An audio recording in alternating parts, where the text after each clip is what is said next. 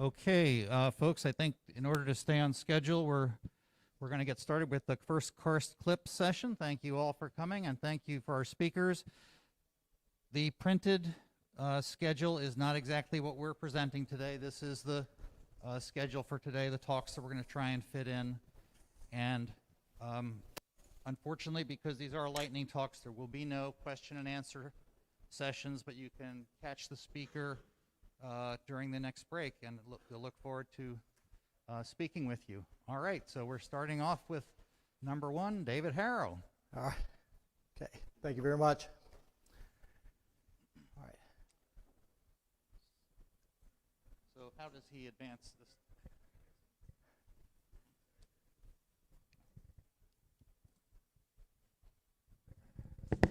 Okay. Well.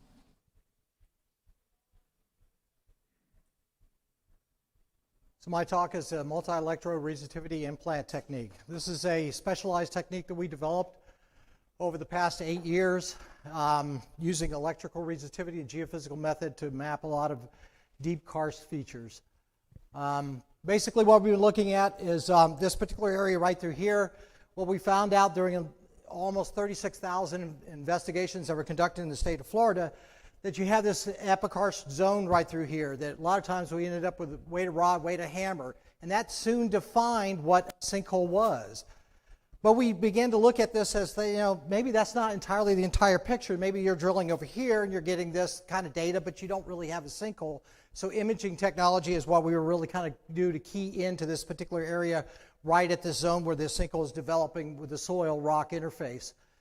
And why we choose electrical resistivity is because it was a technique that allowed us to vary the amount of energy that we put in the subsurface. But the problem is a lot of times the standard electrical resistivity functions this way. It has an array that determines the depth of that, and it also does a data collection process that ends up in a trapezoid that goes down with depth, so an exponential decay with data with depth. In addition to that, it forms this trapezoid, and these two sides right here, data is missing out of that. So that's 20% of that data is missing, and you got a data reduction process right here through the center. So you end up with a lot of data that is not available for the inversion process to create a sharp image of what's happening in the deep subsurface. And that's typically where we're going to take a look at. So how we resolved that issue was we wanted to put energy deeper in the ground, and we did this by putting an array that mimicked the upper array. So there's just two simple arrays. It's a tomographic configuration, and how we decided to do that was we look at GeoPro because of the speed of the drilling process would allow us to put these many implants in over the course of time. So when you look at this again, you put one array in. This is the data collection. You can see down right through here the red areas where the minimal amount of data that the inversion program has to try to latch onto to make an image. So by adding a second array, what you end up with is this high density data at depth down through here. That allows that image inversion process to latch onto that and also create a much more robust image. So much more robust is what you can see here is that with a standard dipole measurement and what we did in our paper, we saw 203 measurements that we got out of that configuration. And what we're seeing here with the merit is 1,203, which is almost 5.9% more data coming out of that. Also, the sensitivity analysis shows that this is much more robust methodology of collecting electrical resistivity data. So we had a site here in Florida where they had mine tailings in a cooling pond that had clay at the bottom of it, and they were losing water in these piezometers. They knew it was going somewhere, but they didn't know where it was going, and they suspected that there was sinkhole activity down through there. This is an area of Bartow. Not far from here was the mosaic collapse, and you can kind of see the size of that sinkhole ranges all the way up through here from this photographic image that we have. So we know that karst development works here in Florida. Basically, you can get small features close to the surface, the edge of the platform, and then as you get in, the features become larger and larger and larger.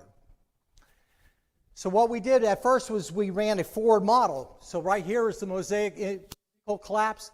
This is the image that they created using an acoustical sound sensor that went down inside of the sinkhole itself, and this is the geometry we got. So we took the geology and the geometry of that and forward modeled it and came up with this image right here. So this is 1,000 feet by 1,000 feet by 500 feet deep. and we were able to see this feature within that entire volume, which is considerable. So we were looking at, certainly gypsum stacks and stuff like that, and precursor to development of that, to look for these type of features using this technique. Of course, it would require huge amount of array. All right, 1 minute left. So I'm going to move right along here. So that's our failure mode. This is the kind of implants that we had here. This is the image that we were able to acquire. So you can kind of see right here that we could clearly define the sinkhole throat at 100 feet, a total depth of 250 feet. Another image that we acquired off of this same array, we did 3 of them. Again, you can clearly see the sinkhole feature at depth. And then right here, a little more complex situation here where you can kind of see this geometry of the sinkhole feature that comes right through here. So all in all, this thing really kind of narrowed it down to that specific areas. Do I have any more time left? 6 seconds. I appreciate you guys listening to me.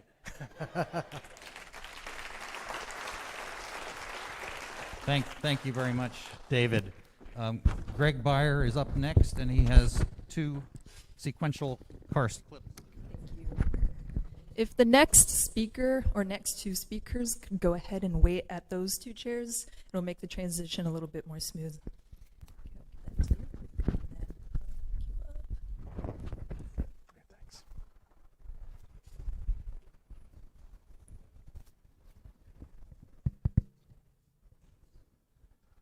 Let's see. Afternoon. Let's see. So my first karst clip here, I'm going to do 2 back to back. They're both kind of related, so you'll see that in a second. This first one is mostly focused on some sites in Eddy County in New Mexico in the karst gypsum and the Castile Formation. So I'm going to be focusing on that.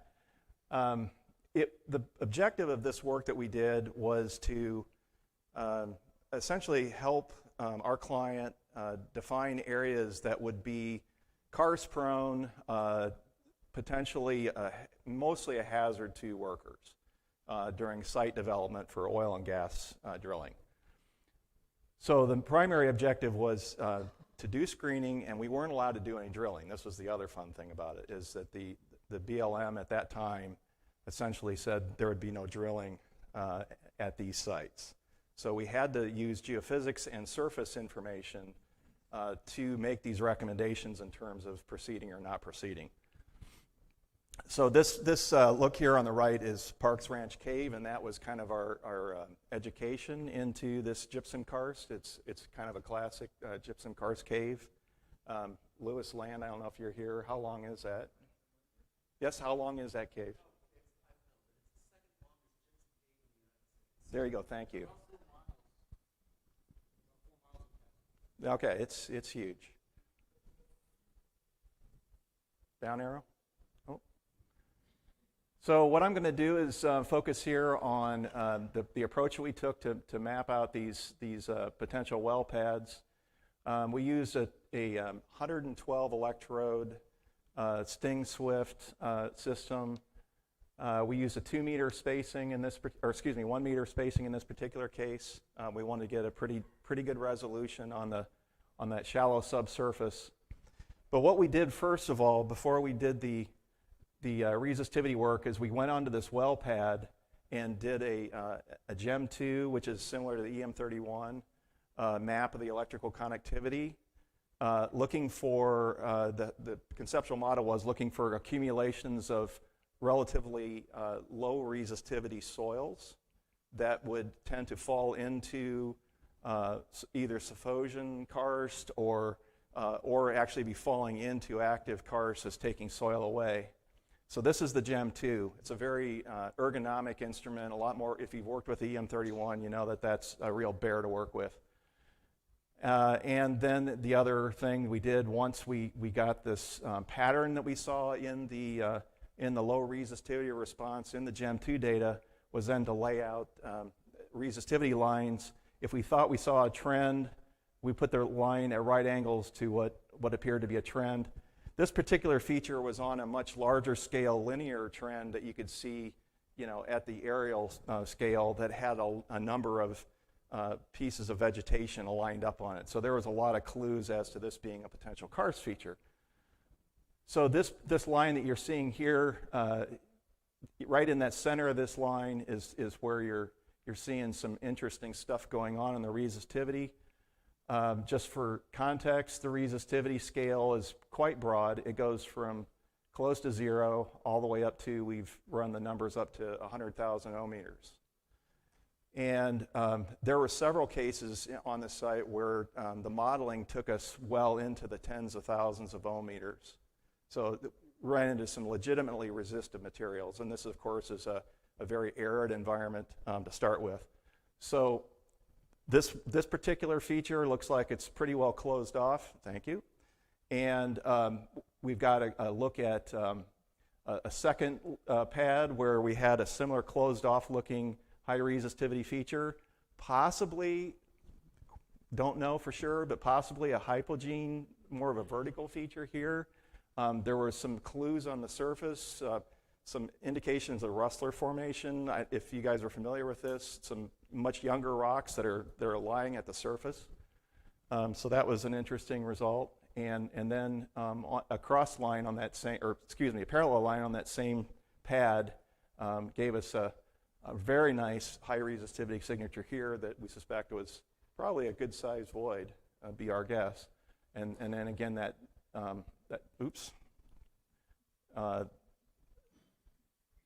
had a more of a narrow void here that I would guess is probably more of like an enlarged fracture rather than a full cave. But so finished. Go to your next one. Lucky me, I get to hand off to myself. Yep. So I get about an extra minute, don't I?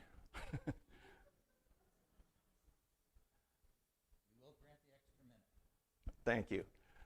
So this next one is related. This is actually in Texas, and it's a little bit different context. The ask in this case was for us to help find any kind of deeper features that might create a water loss incident during drilling, rather than a near-surface cave or something like this, something that we might run into at 100 or 200 or 400 feet. So this is definitely a bigger challenge. This is kind of just a layout of the whole work area in general with the karst density map, these red spots being areas where the karst density was pretty high, like over 15 to 20 karst features per square kilometer. And so we were kind of working in between some of these bullseyes. This particular subject area I'm talking about is this SWD2, which stands for saltwater disposal well. And what's interesting about this location and this is in the Castile Formation, where you get these hypogene features that can create these large conspicuous mounds out in the desert plain. And this particular SWD was on this elevated feature. Notice all these little closed depressions all around this area too, by the way. Those are all sinkholes, many of which have got entries. And this location I'm going to be showing you is about 130 feet in elevation above the Delaware River. We did do an EM31 survey because we also were interested in shallow features, so we did do that initially. But different from the last example, in this case, instead of doing just the 1 or 2 meter spacing on the resistivity, we obtained 10-meter cables, 10-meter spacing, and we did lines that were 1,110 meters long, very long resistivity lines. And by the way, that required that we put in an extraordinary amount of effort into preparing each electrode location with digging, drilling, salting. You can't believe how hard it is to get electrical contact in this environment. But anyhow, I'm going to show you the results for 2 lines that were crossing through the SWD location, which is here. And what happened is that they drilled beside this anomaly that you're seeing so this is the east-west line and this is the north-south line. And the water loss zone, because this was a water loss, they were losing water after they drilled past this feature for an entire week. They didn't lose control of the well, but they were losing water for 1 straight week. And in that period, they were throwing things down the well, so to speak, to try to clog it up, and eventually got control of the well. But the water loss occurred between 130 feet up here and 400 feet. And like I said, the 130 feet corresponds to the elevation of the Delaware River, which is just to the south of this location.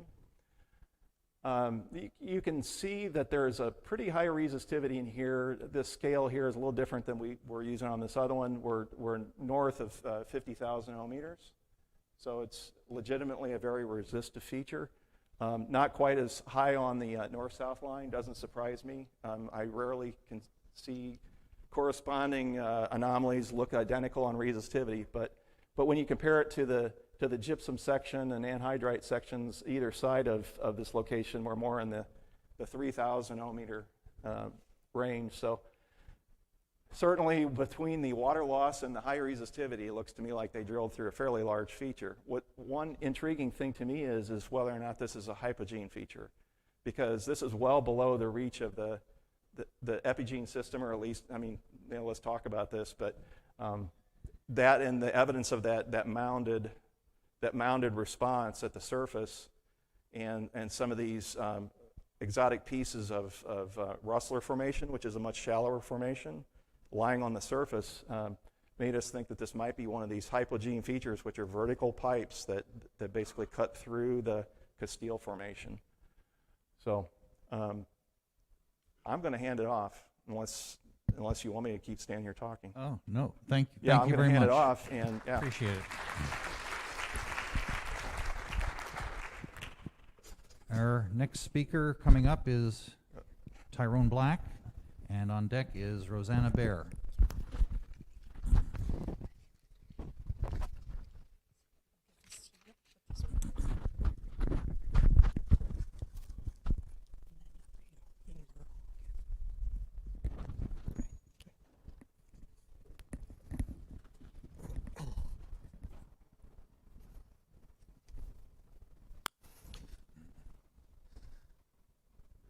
Michigan is glaciated.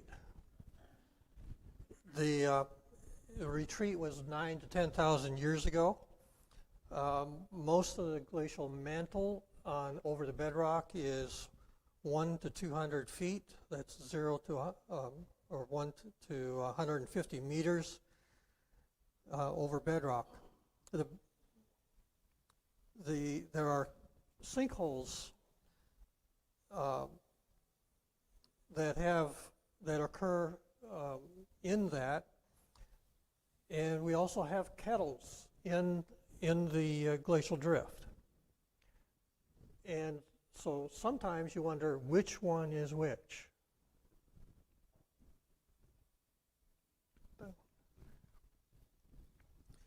You have a reference map here showing where a number of the sinkholes are located. The big deep ones that are of interest here are located along the northern part of the mitt. And I recently got a hold of the hillshade data, the high resolution hillshade, late last fall. Here we have on the left kettles, and on the right are sinkholes. Back in the 80s, I examined both types of features and found that sinkholes are typically 28 degrees or greater on their slopes. They also frequently or sometimes had subsidence features, open fractures, earth crack sorts of features or subsidence features. And sometimes at the bottom, along one edge or multiple edges of the bottom, there would be additional depressions that would gather leaf, the organic materials, be soft, and showing that they were swallow. Kettles are typically 24 degrees or less on their slopes.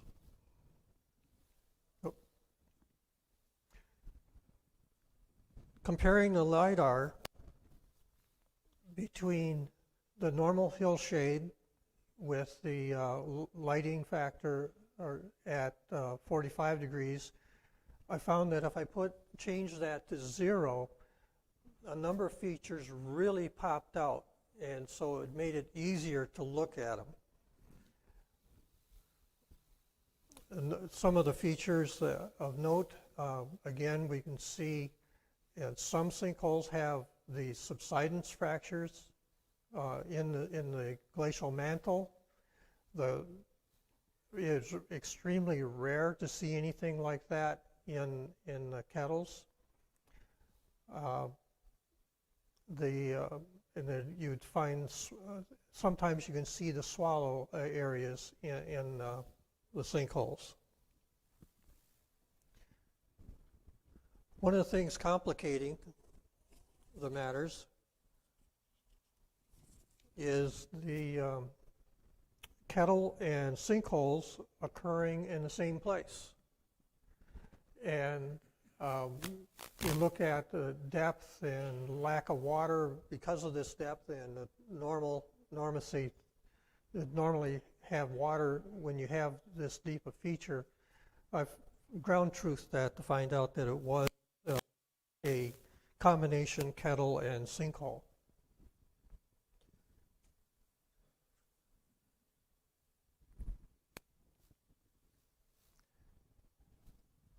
Now, LiDAR, I was able to find a new area that it'd been pointed out to me before that maybe this was karst, but the topographic resolution of 10 or 20 foot contours didn't seem to support that. It had these somewhat circular contours, but nothing very plain. But now with the high resolution LiDAR, it seems to show that I need to make a field visit this spring to verify this, because these definitely look like sinkholes. And this is a new area where there's collapse from the Detroit River group, where the solution is occurring up through 1,400 feet of rock formations, and plus another 400 feet or more of glacial drift overburden. So, new field trip. Thank you.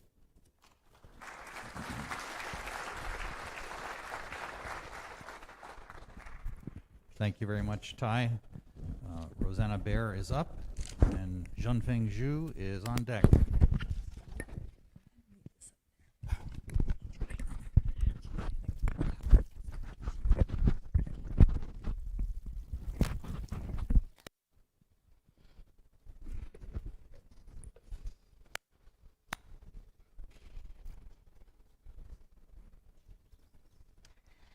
Good afternoon. Today I'm going to be talking about this test case for a new updated karst feature index for the state of Pennsylvania.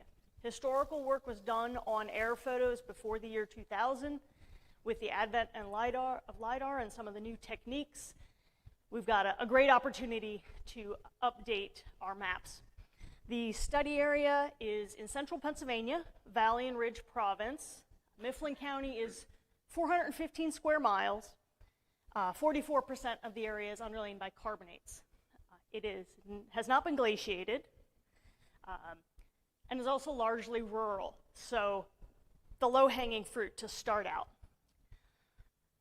Using the short course from the last Sinkhole conference, Doctor and Wall 2018, a nice cookbook, step-by-step way to process the LiDAR data,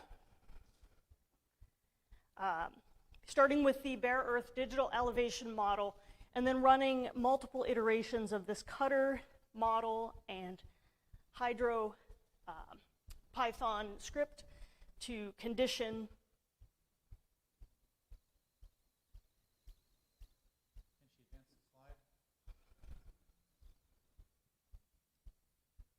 Down's not working. There we go. So this is a 1 meter LiDAR DEM flown in the winter of 2017. Shown as a slope shade, which is sort of my preferred way to look at it. I know it's not everybody's. We use the NHD high res stream flows and the roads from the national map data layer. And what we're looking for is the intersection of the streams and the roads where on the DEM there may be a false artificial dam, right? There's a culvert, there's a bridge, it didn't get modeled out. And you run the series of tools at progressively better and better scale to determine where the flow could be. Now it's a karst terrain, a lot of it's going to underdrain, but this is an attempt to get rid of sort of the false ponding at a 1 to 400 scale, and then a 1 to 20K, or 10K, and then 1 to 2K. So we end up with this very elaborate false drainage network. But this allows us to remove a lot of the false sinks, and what you're left with is all the other closed depressions. I took the raster, converted it to polygons, but then you need to go through because there were 13,000 polygons. There were only 3,406 features I identified as karst features. So the green ones are ones that are real karst features. All the man-made things like quarries and retention ponds and manure pits, they all show up as closed depressions. You can run some tools to help remove the alluvial or the stream-related things based on proximity to the stream, or some of the man-made, which is where a road would be, blocking flow, and the model hadn't successfully addressed it. I did give each one a confidence interval, 5 being a field visit, either by me or I data mined the field notebooks of the earlier geologists, tried to match up their observations. 4, 3, 2 were high, medium, low, based on looking at the lidar, sometimes air photos, and Google Earth Pro time lapse. And then 1, just suspect. Could go either way on it. I didn't have time to visit all of them, which would have been ideal. But we then converted the polygons to points, and because we actually had the volume of these features weighted using the natural log of the volume of the sinkhole per the area. Our northern valley is the Ordovician carbonates, and the closed depressions were significantly larger, the largest being 33 acres.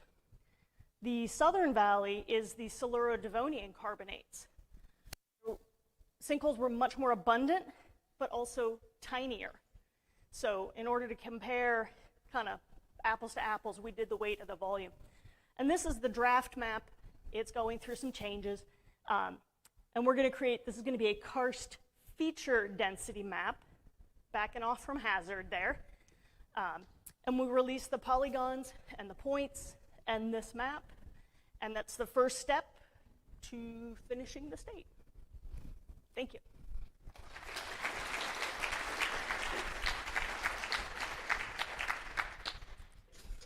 Thank you very much, Rosanna. Junfeng is up, and Christopher Williams is on deck, but we're going to have a brief announcement before he comes up.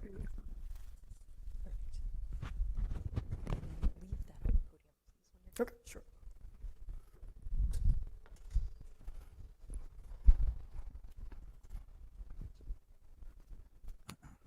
Another sinkhole mapping talk. So this is working with computer science people. Dr. Nathan Jacobs and his PhD student. So you all know, like, Mammoth Cave, the world's longest known cave. It's in Kentucky, right? Kentucky also has a lot of sinkholes. So we have already have one set of sinkhole data mapped using a topographic map, just closed depressions. And also we start to map sinkholes with lidar. The blue dots only cover a small area. So the process, we map those sinkholes pretty much same as my peer's talk. So she gave us the how I map sinkholes that way. Basically, we look at DEMs, extract depressions, and look at all the polygons, classify them as the sinkholes and non-sinkholes. For our case, only 20% of the depressions turns out to be sinkholes. So it's a slow process. So slow, I always wondered, maybe that time machine learning started to pop up. It's like, maybe just got DM, ask the machine to do that. Just give DM, machine give me sinkholes. So I talked to computer science people.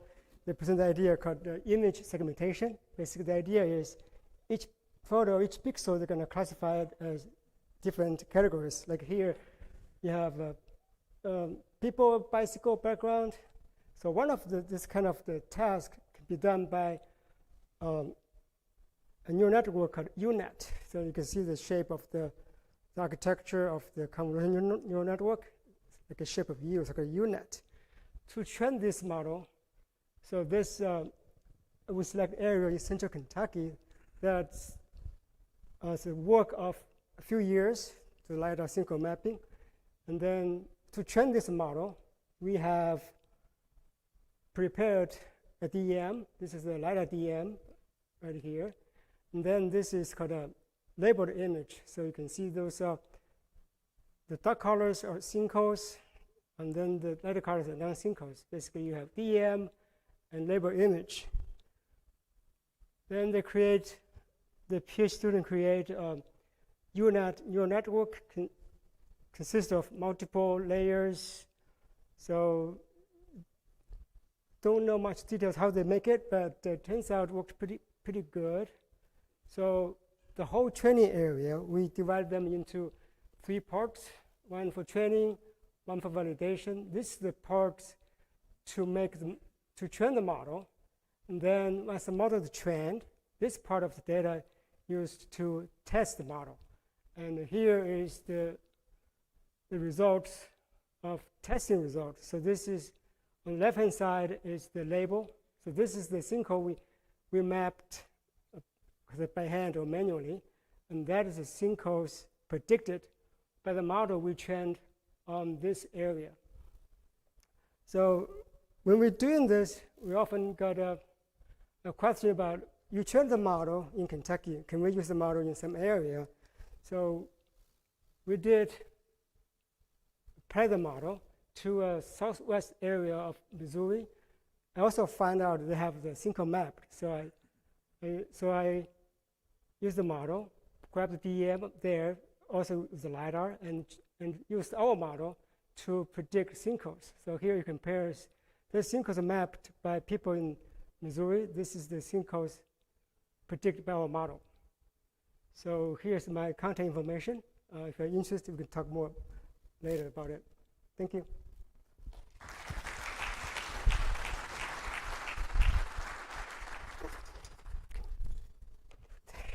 Thank you, Junfeng. Next on our schedule, we were supposed to have a presentation by Amanda Cubes, but unfortunately, due to family matters, she cannot be present.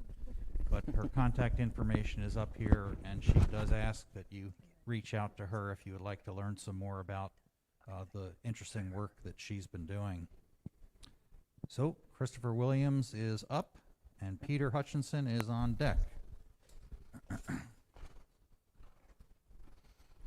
Hey, good afternoon. I wanted to thank my colleagues, Tom Scott and Sam Upchurch, and the GIS, Garrett Evans was really important in that work and the visualizations. Oh, other way.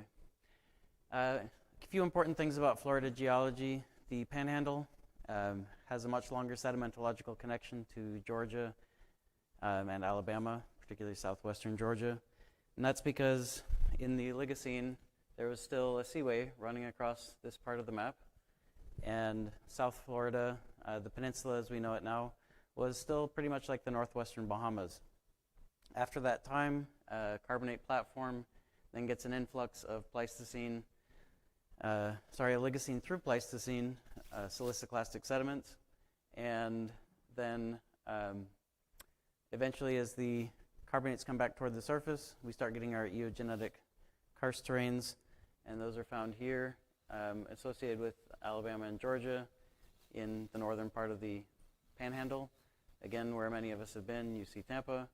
And then in far south Florida, we actually have Pliocene to Holocene carbonates, and there are some karst aspects to those areas as well. To show you this in terms of topography, some important things. You'll see that there are higher elevation uplands, 345 feet, so a little over 100 meters. But you'll notice how extensive they are in relation to the highlands here, which there are 2 different elevations here and about here, which are over 300 feet, so not quite 100 meters. But you'll also notice that they're quite linear in form, a lot of things related to coastlines, and thus why we look at geomorphology in Florida, because there's a number of things going on. So why was the work accomplished? We were trying to build off of earlier work in Alabama and Georgia. The district level tries to match that. The province level is more detailed than what Alabama and Georgia currently have. And then it's also to highlight the importance of coastal, sub-Aeolian, fluvial, and the karst processes that impact the landforms.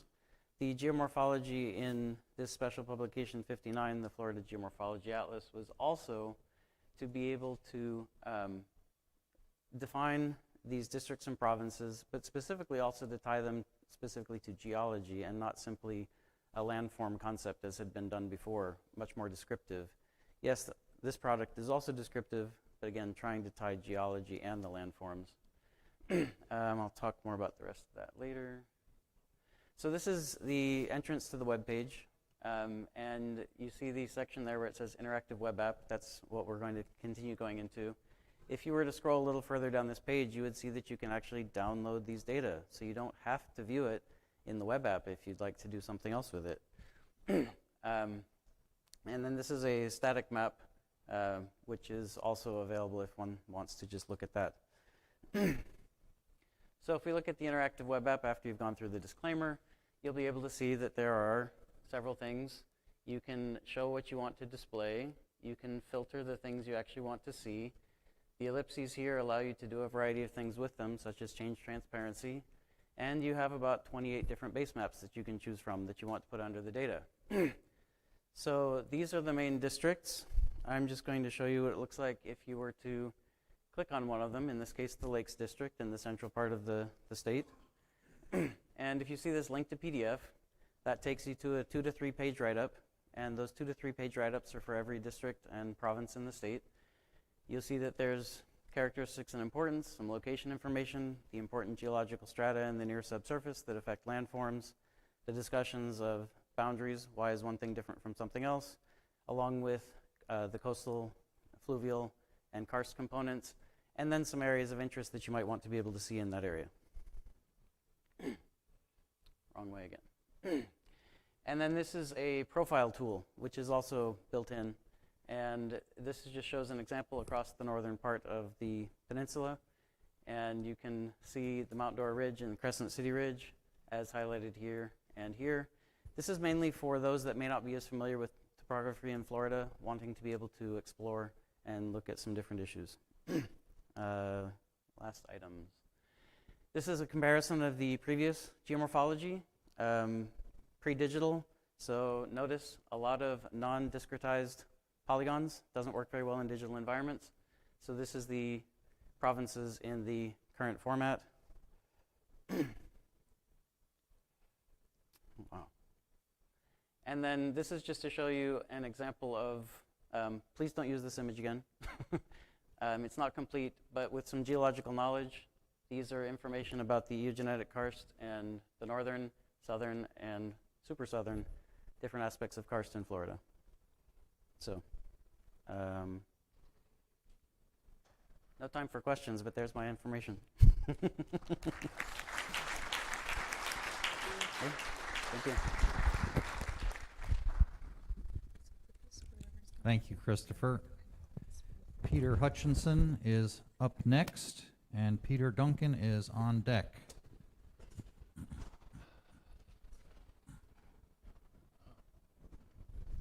Need this. Not going to be showing any geophysics despite what it says up there. And after I did this, I thought to myself, hey, really, after this conference, nothing really exciting about these. They're just sinkholes, but I thought I'd show them to you. We're looking at the Permian San Andres sitting on top of the Glorieta, and when it's in this situation, we get isolated sinkholes. That's not what I wanted to talk about, though. This is one, you can always tell a sinkhole in anywhere in America. Right here, TV. I wanted to look at some of the cover material. This is the Ugalaluk, and you can see that there's dropout, there's surface erosion everywhere, and lots of sinkholes. And these are pretty much almost always about 100 meters wide and between 20 and 40 meters deep. And there's some of them have water at the bottom, and some are dry. This is just pictures. There's no science here. And some are named Honer Lake. It's got a little water in it. And then we also have a series of uvalas. You can see this one over here might have been started by a road, but you can see it's had some issues, and then there's some dropouts here and here.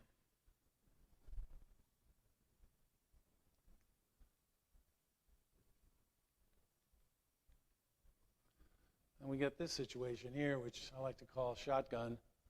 So lots of them everywhere. They don't seem to relate it to anything. And again, this is karst showing through the Ugalala, which is a Miocene-Pliocene deposit. And you can see there's more of it. They cover this area. We've counted more than 2,000 or 3,000 of them. This is part of the gyp cap area, a name that's been given by the karst people. It means gyp is for gypsum, cap is for karst, P is for province. And then you can see there's some erosion going on here, and then some dropouts occurring here and here. But let's look at this little area right here. And you see these are all about 100 meters across, randomly located, so something's going on. And then my last slide, I believe this is my last slide, is more shotgun karst. And this is what it's like in east central Texas, or New Mexico, excuse me. Thank you.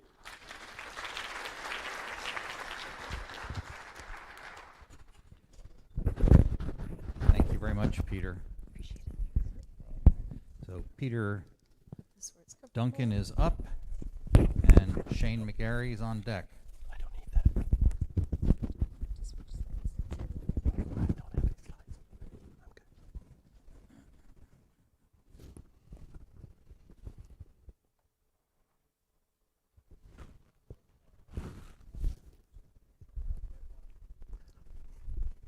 Don't start the clock. It's the movie. It's a movie, not a.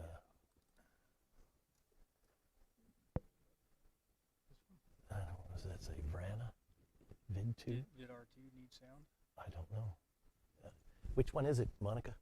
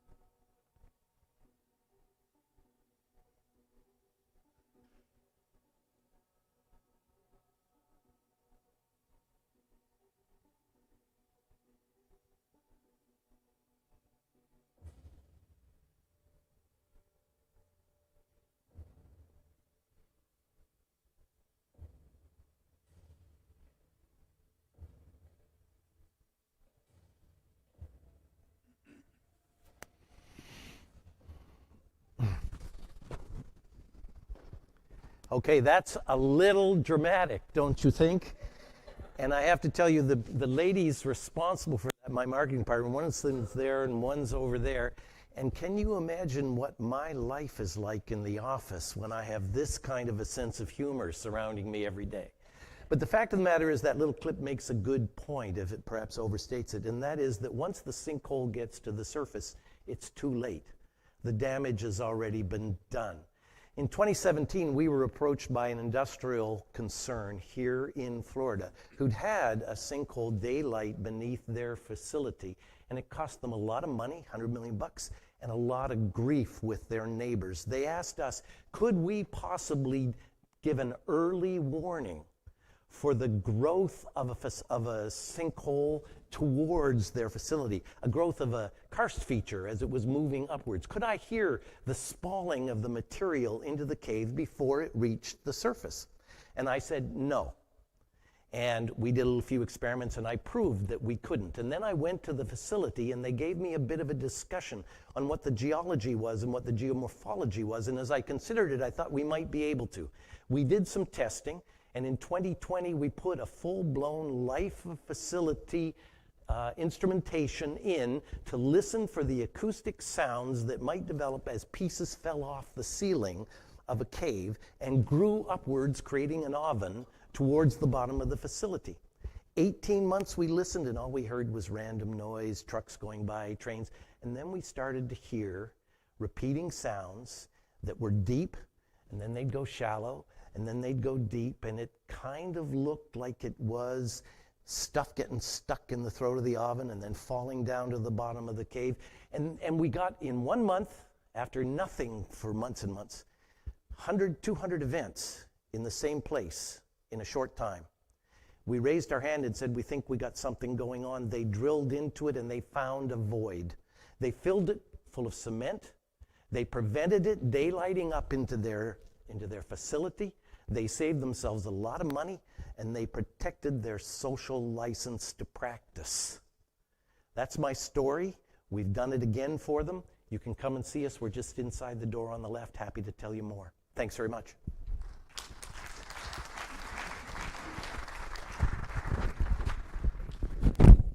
Awesome. Thank you. Thank you, Peter. Shane McGarry is up, and Dan Doctor is on deck.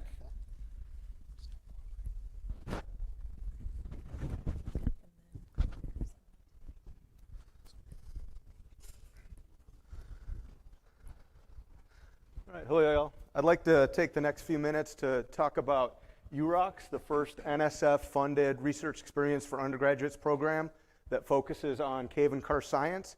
It's a 10-week summer program that's housed at James Madison University in Harrisonburg in collaboration with the University of Puerto Rico at Arecibo. If you're not familiar with it, one of the things that NSF REUs do really well is support students. The grant covers travel to and from Harrisonburg.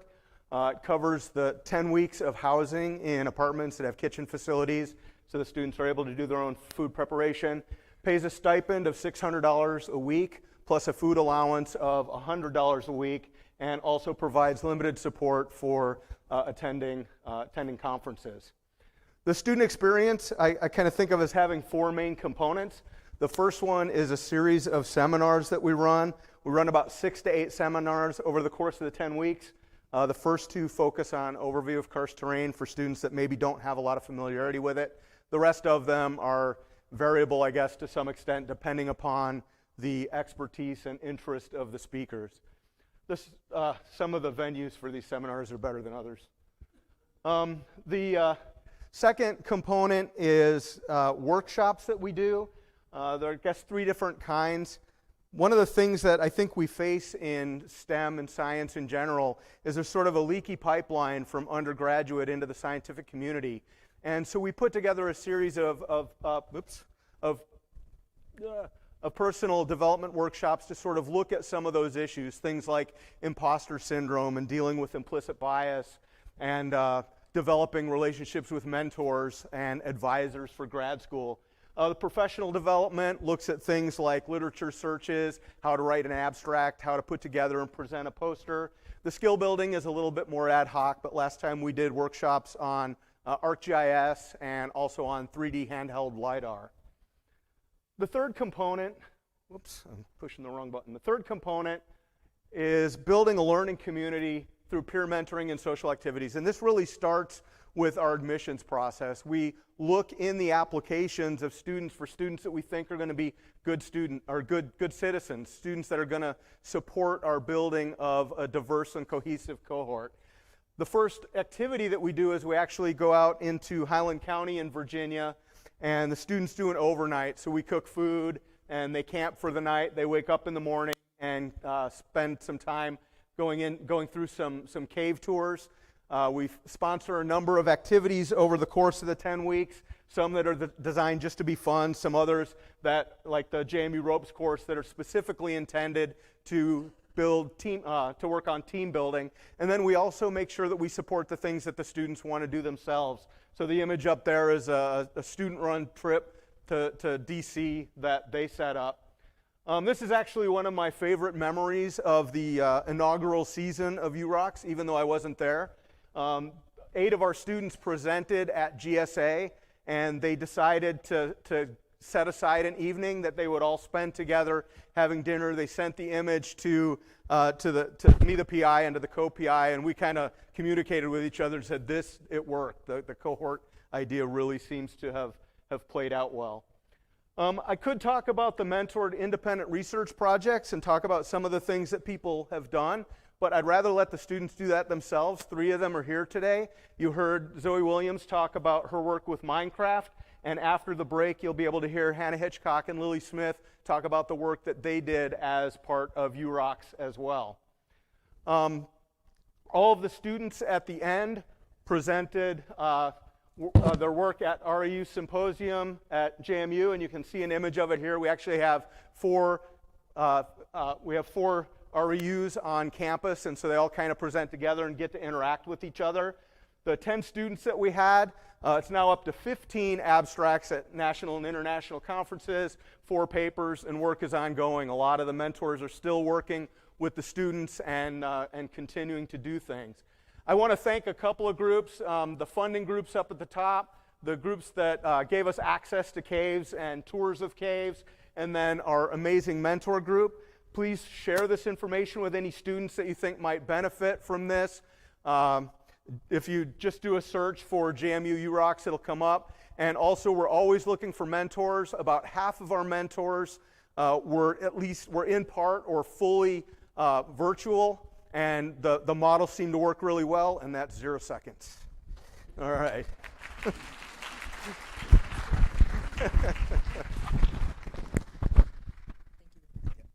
Thank you very much, Shane. Dan Doctor is up. He is our final Karst clip of the Karst Clips I session. Thanks, Ira. I feel like I got an extra minute because you've seen this slide a bunch of times already. There are sinkholes in the United States. Thank you very much. No, this is going to be a bit of an overview of some of the past work the USGS has done to map karst in the lower 48 and other parts of the U.S. And then a little bit of an update on what we've been doing recently. So in the upper left here, you see in 1969, this was the first sinkhole or karst map that I could find. If anybody knows of one earlier, please let me know. But this was published in the Journal of Hydrology by Stringfield and Legrand. Missing here is 2014, our Dave Weary and I published the karst geology, if you will, map of the U.S. And then that's the the green and blue polygons and the pink. The red are what we did at the previous sinkhole conference in 2020, where we generated a data set using a 10-meter elevation model for the country of closed depressions. And then since then, we've modified that a little bit to come up with a susceptibility index, which I want to talk about now. And I have to do this, I think. Yes. So this is the results from the paper that we presented at the conference proceedings in 2020. And the main point for this one is that we were limited, of course, by the elevation model we were using. It wasn't lidar-derived. We don't have lidar for the entire country as of yet, but we're getting there. And so we had a limit on the size and depth of the closed depressions that we could capture within karst areas. There it's greater than 600 square meters in area and in greater than 2 meters in maximum depth.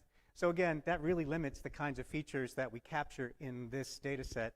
But it does a pretty good job of giving you the hot spots across the country, I think. Since then, my colleague Nate Wood and I have gone forward and tried to create a susceptibility index that is based on closed depression to frequency using those mapped depressions, so those very large ones. Also, the karst geology, we intersect the karst geology from our previous karst map database. Soil texture using the soil maps for the US by the USDA. And we have estimates of developed land, current and projected for the future. We all know that, and we've heard that. As humans alter the landscape, sinkholes are more prone to occur, so that's one of the factors in our susceptibility index. And then finally, extreme precipitation that's been measured in the current condition or modeled for the future. And we put all those together in a very simplistic heuristic model and came up with a susceptibility index, as you can see here. The very, very low, the blue, is those areas of karst geology in general. Very similar to our current karst geology map database, but then the colors from red to yellow indicate where your susceptibility is going to be lesser or greater depending on those factors that I just mentioned. And I like this graph that Nate devised because it shows in a few different ways the distribution of sinkhole susceptibility across the country for each state. And at the top here, so this is estimated susceptibility within these states ranked by the order of the very high plus high susceptibility areas. So as you might imagine, it's not surprising, Florida's on top. And the one below here, well, then the second thing is the colored bars show the degree of sinkhole susceptibility by area. So that's why you have a state like Florida, which has high susceptibility and a lot of karst area. And then over here, you have a state like Texas, which has a large area, but according to our model, not as high sinkhole susceptibility, according to those factors that we included. And then down here, we have the states ranked by the relative percentage of karst area according to that susceptibility index class. And again, you can see different states that we're all familiar with having lots of karst issues: Florida, Tennessee, Missouri, Kentucky, Arkansas, Virginia, Alabama. They all kind of fall out on top. Maybe a bit surprising are states like Maryland down here, which do have fairly high susceptibility, even though they have fairly small area. And then, of course, we have in the middle some other states that may be very large, but don't have that much in the way of karst area relative to the size of their state, such as Minnesota. And down here we have Delaware, which, even though it's got a very small area, the area that it does have is of fairly high susceptibility. Happy to take more questions. That's all I got.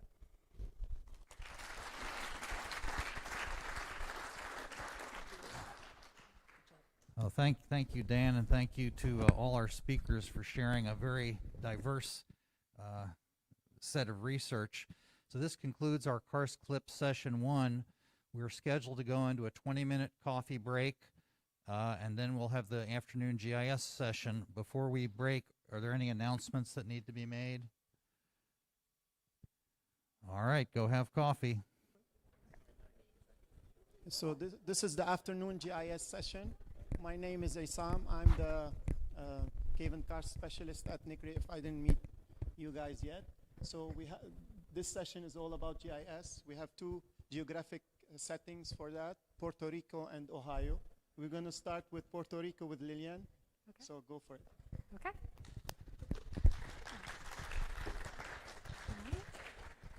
Yeah. Hello. Oh, I don't have the clicker. That's the thing that I need to get. Who has the clicker right now? Thank you so much.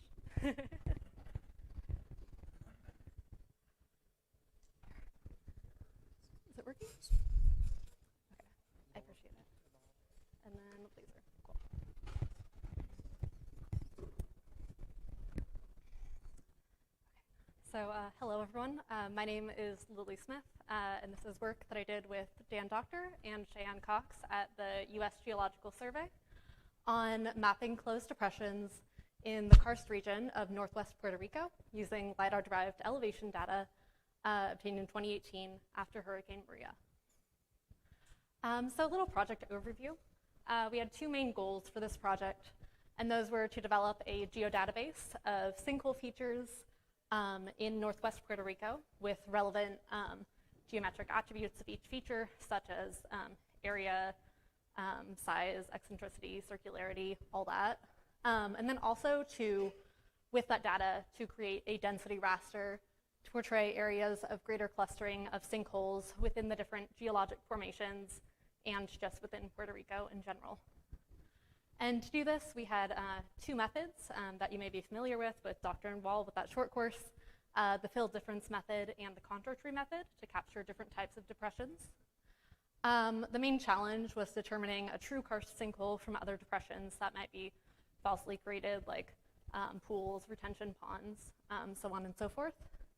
And then the benefits, especially for all those in industry and engineering, supporting land management decision-making in karst areas, and then efficiently identifying sinkhole susceptibility, as this geodatabase would be a part of that. So a little introduction. This is taking place on the island of Puerto Rico, which is in the Mediterranean, or no, Caribbean. Whoops. That was a mistake. But this shows classic island of Puerto Rico in the Caribbean. Shows classic tropical karst development.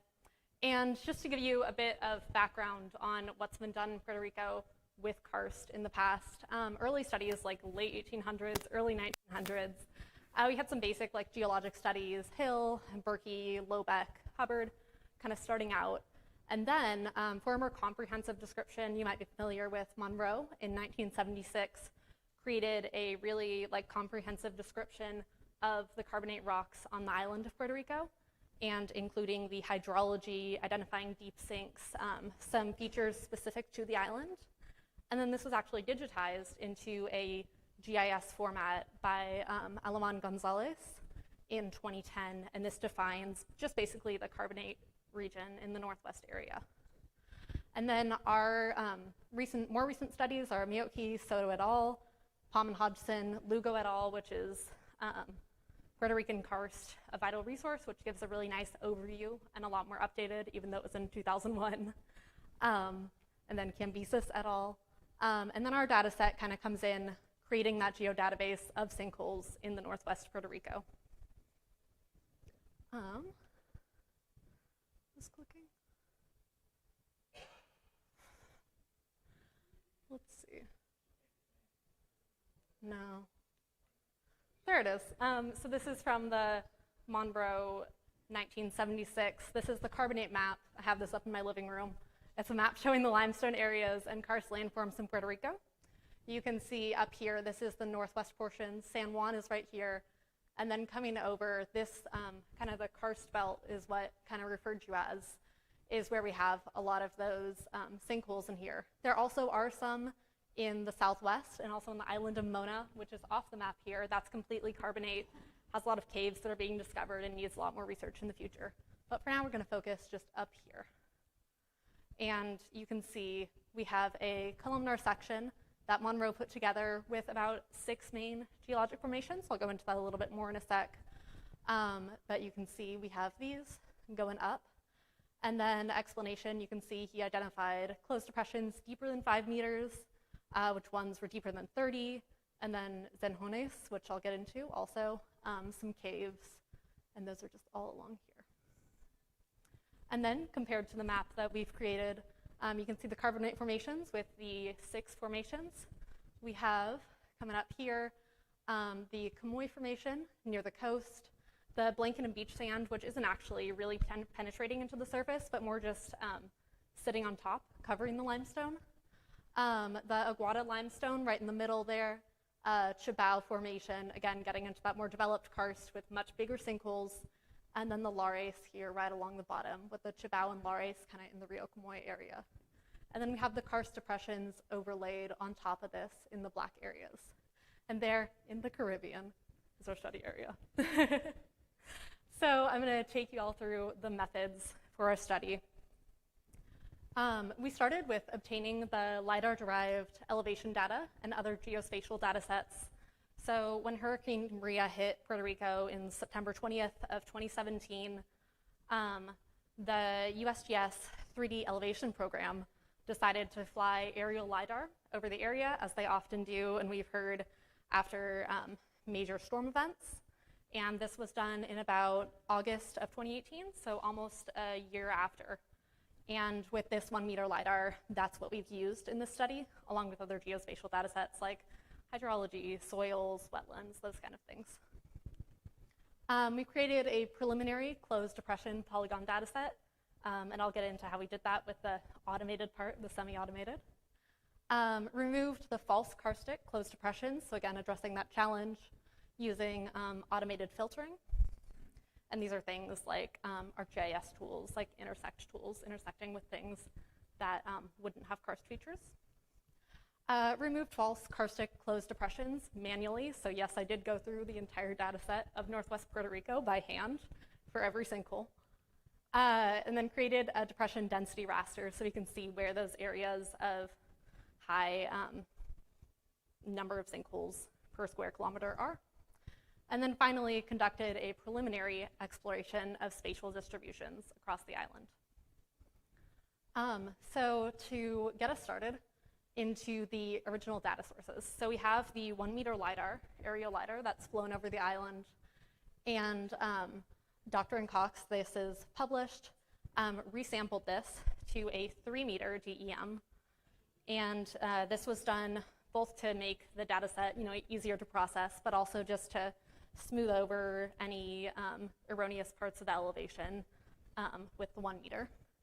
And then next, the 1 meter resolution DEMs were used to create enhanced terrain imagery. And I'll take you all through what that looks like now. So we can start with our DEM, right, which was flown over. This is just the base. You can see in the green, we have these sinkholes, but you can't really tell what else is around it, and that's not very helpful.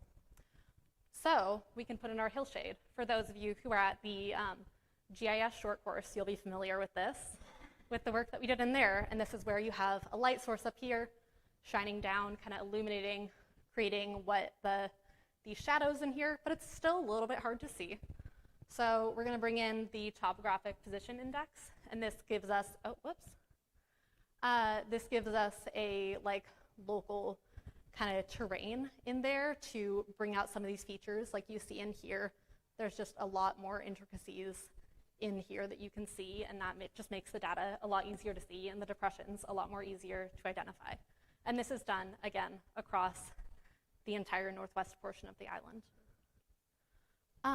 So we also heard about the hydrocutter tool. So before we can make the closed depressions, we have to use this. So we take the hydrocutter, start with the cutter.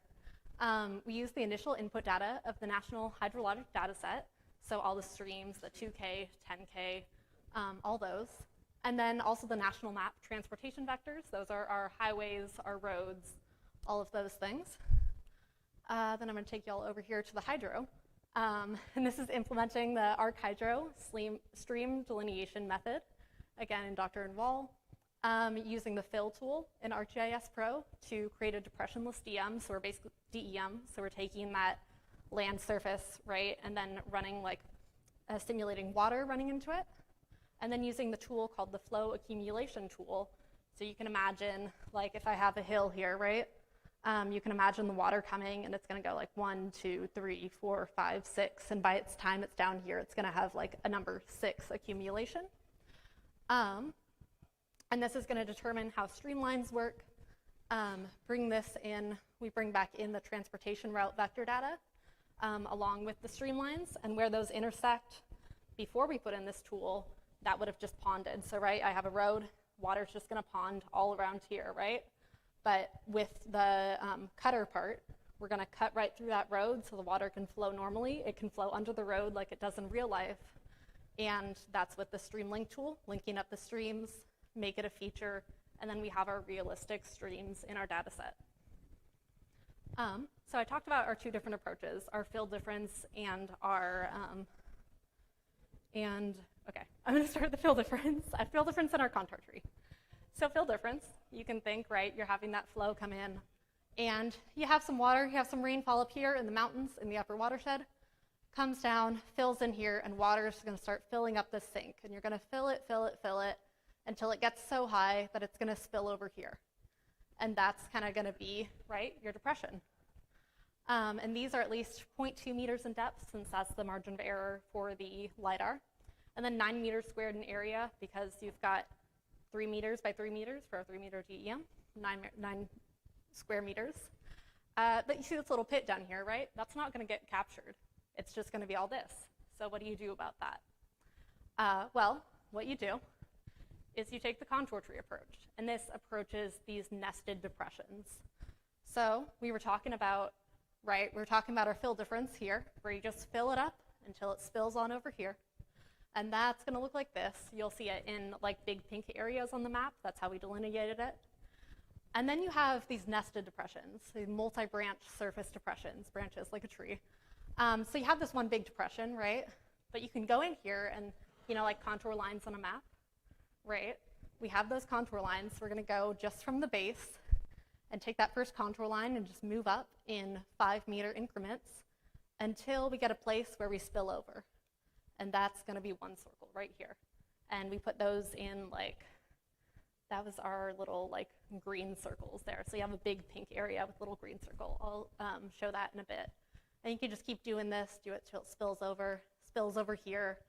And then we remove the bigger one because we're just looking at the depressions inside here.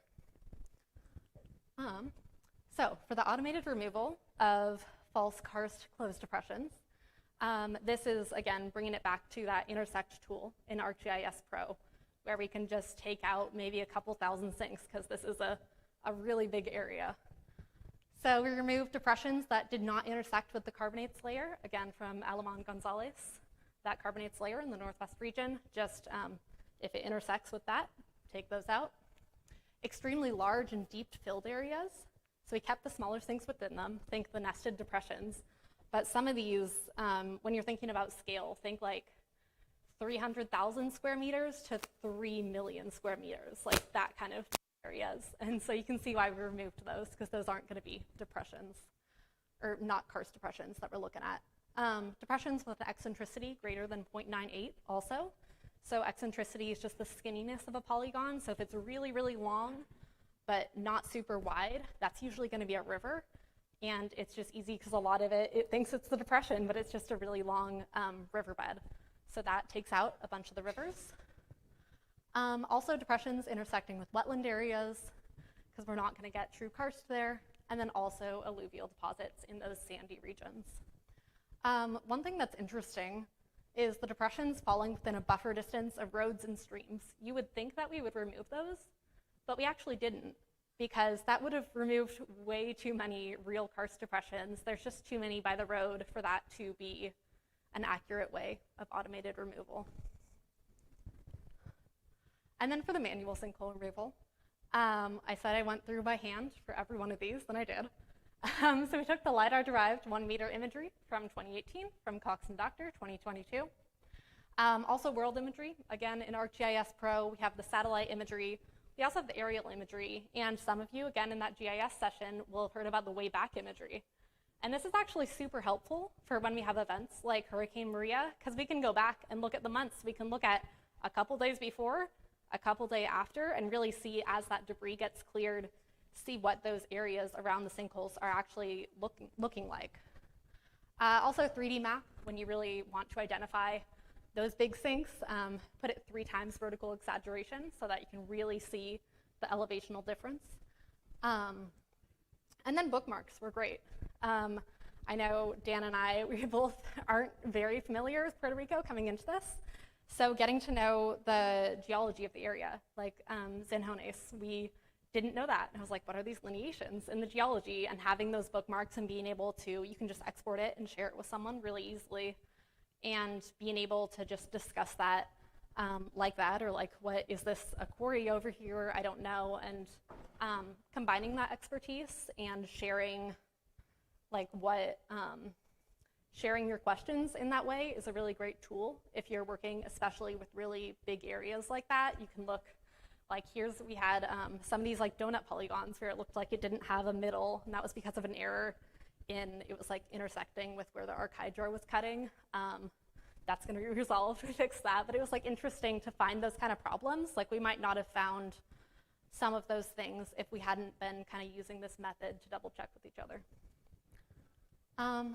So here's this area. You see all these tiles? These were all the tiles that were flown over by aerial LiDAR. So each one of these is 2.25 square kilometers. Looks like this. And the kind of methodology, like how you go about this for the QA/QC, is you spend an entire summer on it. But also, you kind of go through and I think just systematically go through each of these and then just change the color after you do it so you're super sure. And then just go through and zoom in and look and again, check that imagery, check the bookmarks, check the LiDAR, check the 3D. It really depends. You'll get into a pattern of it, but it's really helpful to have all those sources. And then continuing with the manual sinkhole removal, we removed the false positives. One program said that's a sinkhole. We're like, no, it isn't. That's not karst. These included pools, houses, quarries, road ditches, retention ponds, things like that. You can see here is a highway with interchanges here. So these obviously are just the elevated highway and then what's below ground. So we can take that out. We can just select a big box here and take it out if it's a big area like this, or just if it's a river here, just like select it here, deletes that. By the way, this pink here, again, remember the fill difference. That's the fill difference, and then the green are the nested depressions. Obviously not true karst depressions here, but just wanted to show that. Over here, we've got the agricultural area. You can see those aren't true karst, and also the imagery helps, and then a river here. This would be one of those with a really high eccentricity because it's really long and skinny.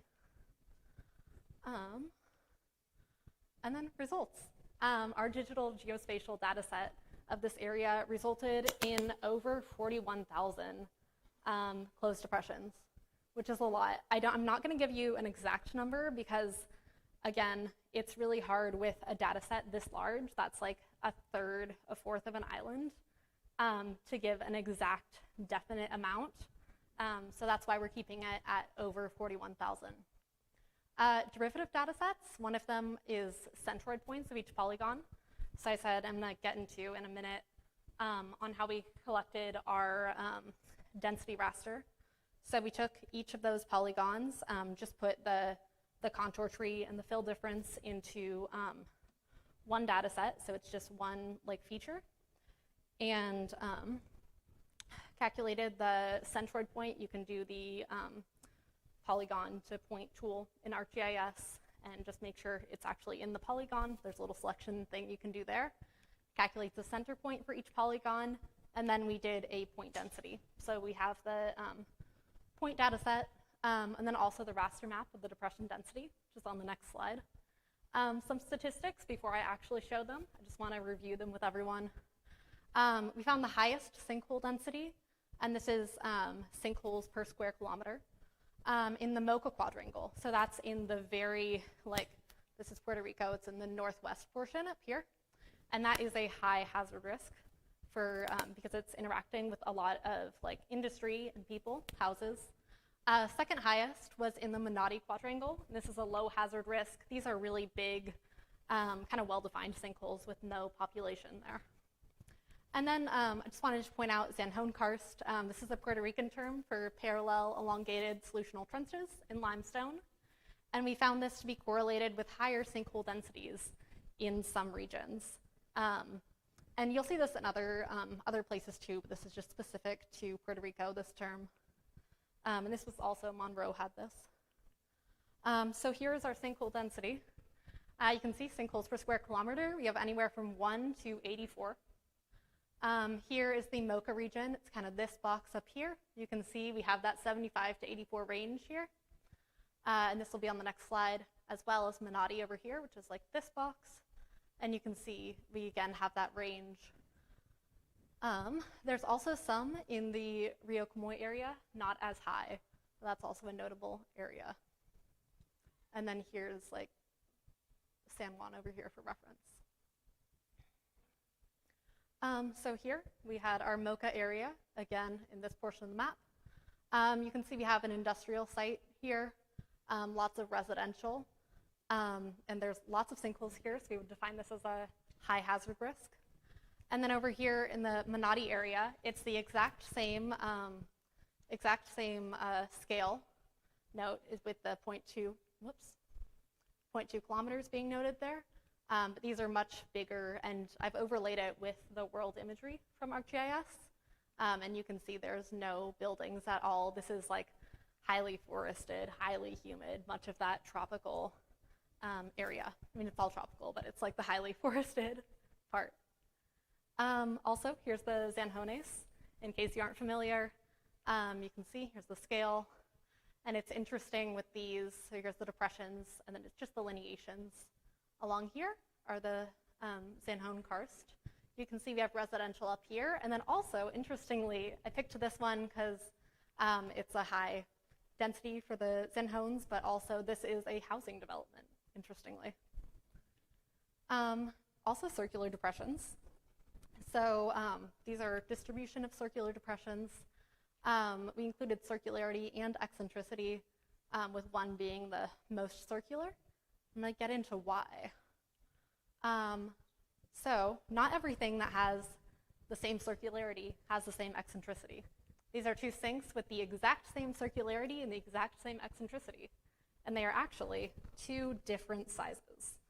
And this is a consequence of the calculation, a consequence of the area to perimeter ratio. So I'll show you in the next slide, like this one, they have the exact same circularity, but a different eccentricity. You can see because of that, they're different shapes. So it's important to kind of take eccentricity or that skinniness into, like consider that while you are calculating circularity for sinkholes. Frequency of depressions, according to geology, just wanted to point this out real quick. We've got differences with the total sinks, with the most being in the Lares, again, more near central Puerto Rico. Most circular sinks in the blanket and beach sand, so again, that sand is going to fill in like an hourglass. And then most deep sinks in the Aguada, which is a very like pure stratified limestone. Deep depressions also were selected within a range of depth greater than 30 meters following Monroe. There was great correspondence with the area depicted on the Aleman Gonzalez GIS map in 2010. And then we used the range to capture the depths of both the filled and contoured depressions. So that's just the range like of the depression from the top to the bottom. Here's kind of what it looked like in 3D with the deep depressions. Our deepest was the Empalme sink in the Rio Comoy cave system. We measured it at 110 meters, and Monroe measured it at 125. So we can get good correspondence from there. Also on the map, it matches up. So this data set is a preliminary guide to much more detailed work in the future in Puerto Rico, both in the Northwest and otherwise. We found it is representative of previous work, and it provides a great improvement in the level of detail and the inventory in karst that we have in Northwest Puerto Rico. For future work, we can expand the scope of the study to the rest of the island, particularly the Southwest and the island of Mona. We need fieldwork verifying closed depressions in this study to identify the accuracy of this method. I know it's been tested in other parts of the contiguous US, but since it's so highly forested and humid and hot and just really hard to get to, it can often be hard to do fieldwork, and it's also just such a large area.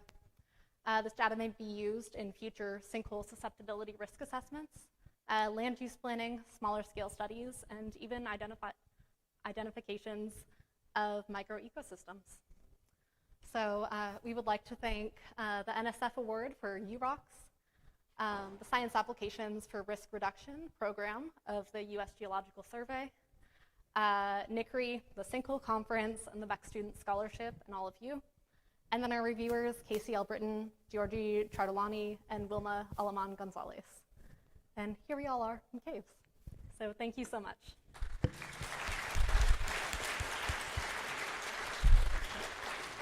Thank you, Lillian. We can take one or two questions, yes. quick questions.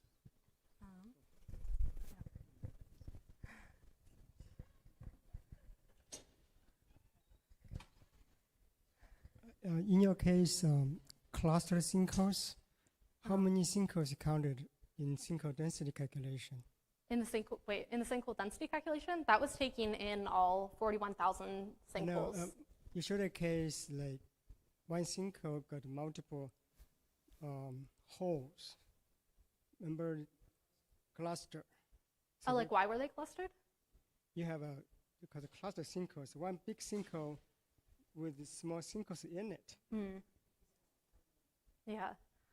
In this kind of consideration, are you consider one sinkhole, two sinkhole, three sinkhole, sinkholes? You give an example of your method? Yeah. Usually it would depend on like because sometimes there was like deep areas, like big, again, those like hundreds of thousands square meter areas with lots of sinkholes where we moved to the bigger one and just had little ones in there. But there was also like some, that were much smaller. So it really depended. All right.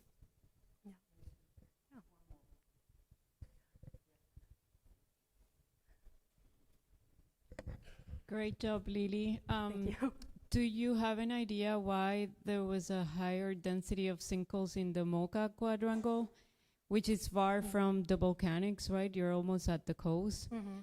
Where did you compare it with the local geology and the limestone? Was it in the Aguada limestone? Yeah, that would be in the Aguada, because it wasn't in the Lares or anything. So that would be in the Aguada, and then getting up into kind of the more coastal areas where it isn't as, that would be less pure. So I know it'd be in the less pure limestone and some of the sandy areas, but I'm not exactly sure why. Okay, thank you. Yeah, thank you. Okay.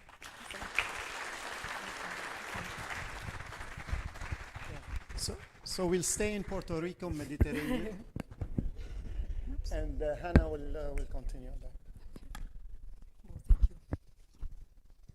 Good job.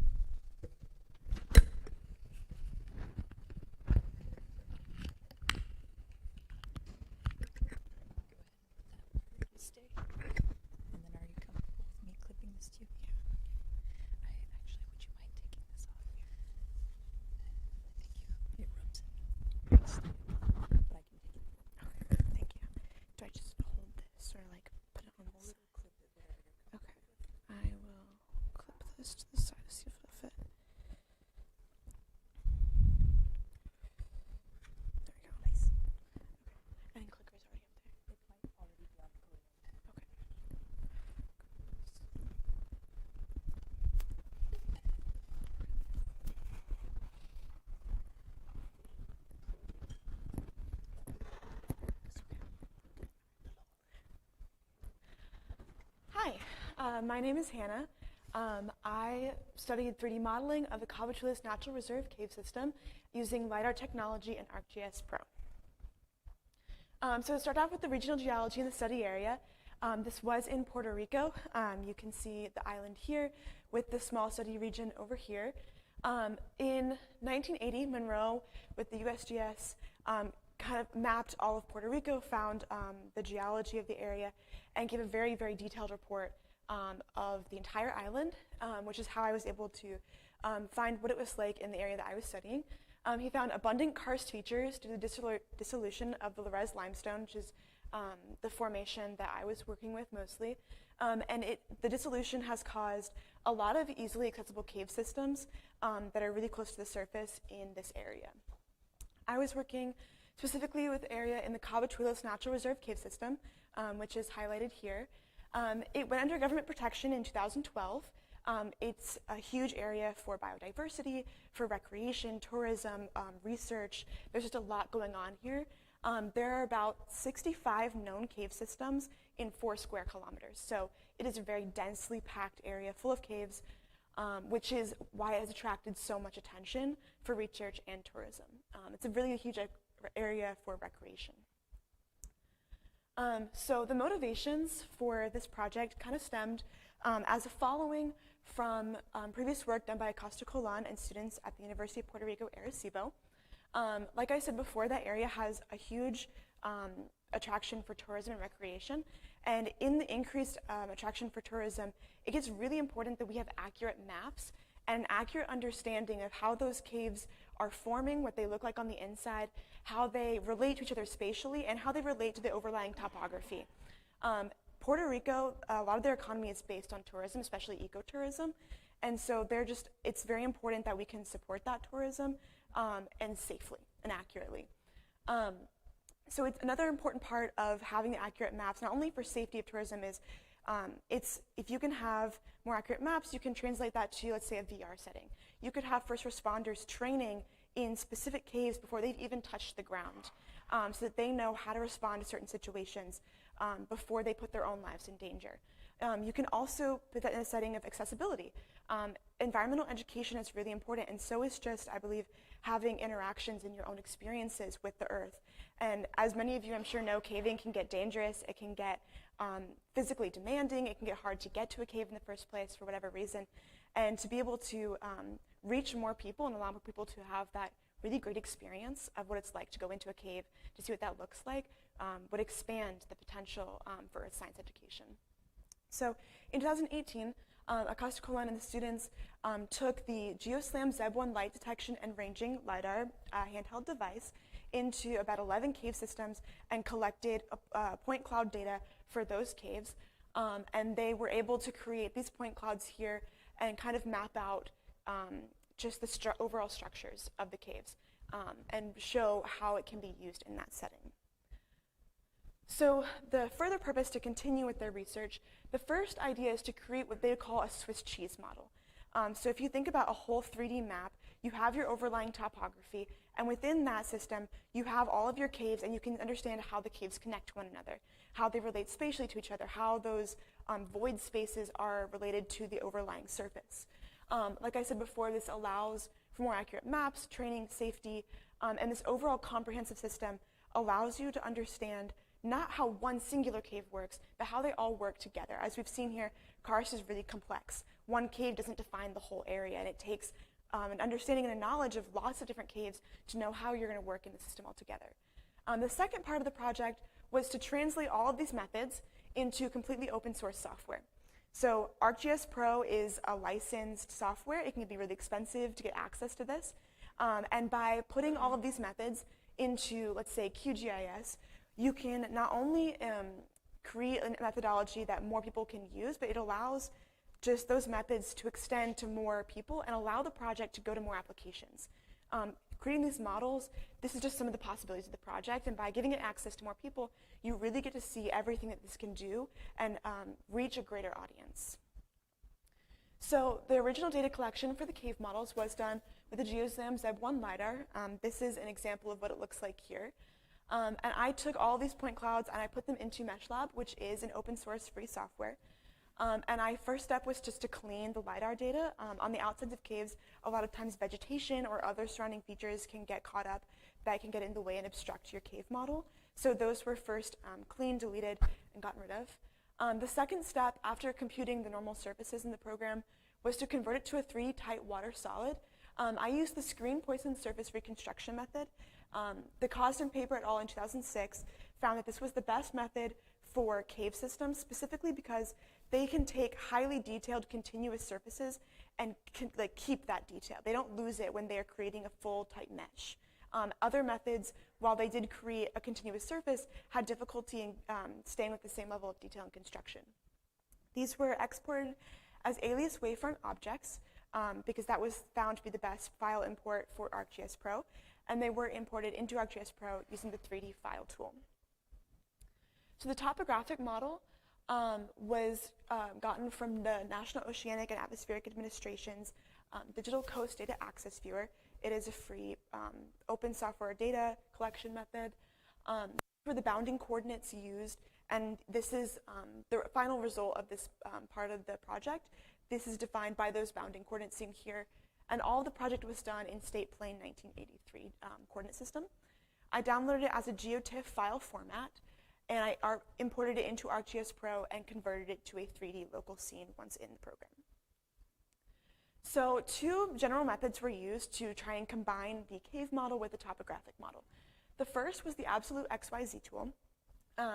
This allows you to take your polygon feature, line, vertex feature, in this case my 3D feature, and give a coordinate, and it imports that, or moves your model from the original import location to copy and transplants it to your new location. This can be done in the edit tools, in the modify features. So that was the first method. The second method was the manual edit feature, also in the modify tools. And it allows you to do basic things like move, rotate, scale, and put your model where you want it to go. The results of that.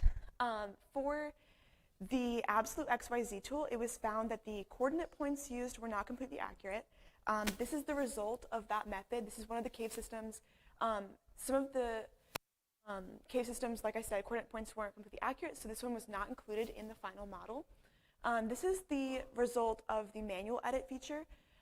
Because it was simply being manually moved to the location, it was not connected by any contact point with the topographic model. So it's, as you can see, you can't really see the cave from this angle. You kind of lose the visual aspect. While it is underneath that level, it's difficult to see as a viewer where it would have gone once it's converted to a 3D scene. So for some of the problems that we came across in this project for future work that would like to happen, the first is that these caves only had one reference point. There was only one control point and coordinate point associated with the whole cave system, which doesn't really work for a 3D setting. You really need to have at minimum 3 to create a full plane around which you can orient and scale your model. Ideally, we'd have 6 or more, as many as you can get, but you do need to have more than one. So that would be the first, to go back and try to get more control points in those areas. It would also be easier to integrate the coordinate system or the coordinate point itself and attach it to the data so that as soon as you import your cave model, you automatically get it to go where you want without having to use those manual edit features or the absolute XYZ. So you don't have to deal with the inaccuracies of scaling, orienting, moving something yourself. We'd also like to try and work with higher computing powers to get higher resolution models. In MeshLab, you are allowed to try at different levels. You can start what they described an octree level of 8 up to 15, 15 being the most detailed. And while it's great visually to look at, it doesn't always work well with the high data resolutions. In ArcGIS Pro, a lot of times the program would crash trying to deal with something that big. We'd also like to continue using these methods in the open software, so we weren't able to get to that portion of the project, unfortunately, but just to continue trying to make it more accessible to more people. And we'd like to take this and develop it in a virtual reality application. Like I said before, if you can get it into virtual reality and allow in more visual aspect people, you can really expand the project and the full potential of what you can do with this. So acknowledgements, I'd like to thank the National Science Foundation and their award for RU program, specifically at JMU, and for the UROCS program. Dr.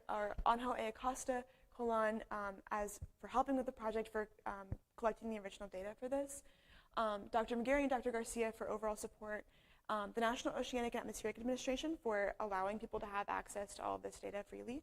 And thank you for everyone here involved in the editing process, reviewing, and organizing. These are my sources. Are there any questions? Thank you, Hannah.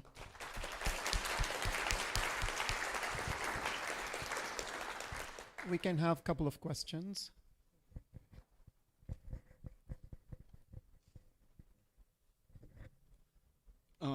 So we have been running some LiDAR in our caves in Carlsbad.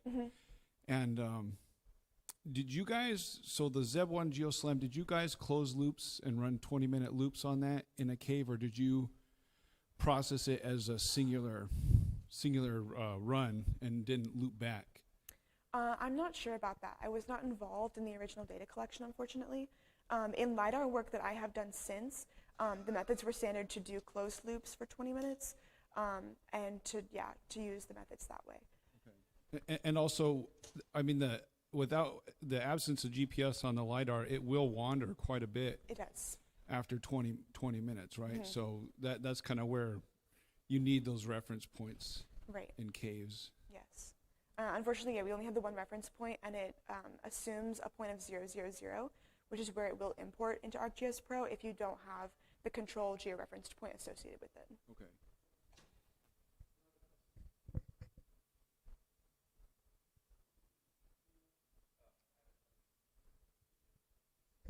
So I'm trying to understand, the reason you weren't able to georeference and scale the cave was because the coordinates of the cave entrance weren't correctly known, or what was driving that? The scaling was due to only having the one control point. So we could only associate a coordinate with one point in the cave. And the coordinate point itself was found to not be accurate. So it was still, coordinate point was still associated with the reference point, and it was located, but it wasn't included in the final model because it wasn't within those bounding coordinates that we used for the general area of the reserve system.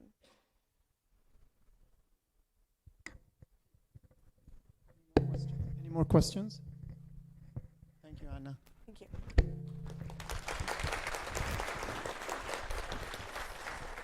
We're going to move now from Costa Rica to Ohio and Giorgi.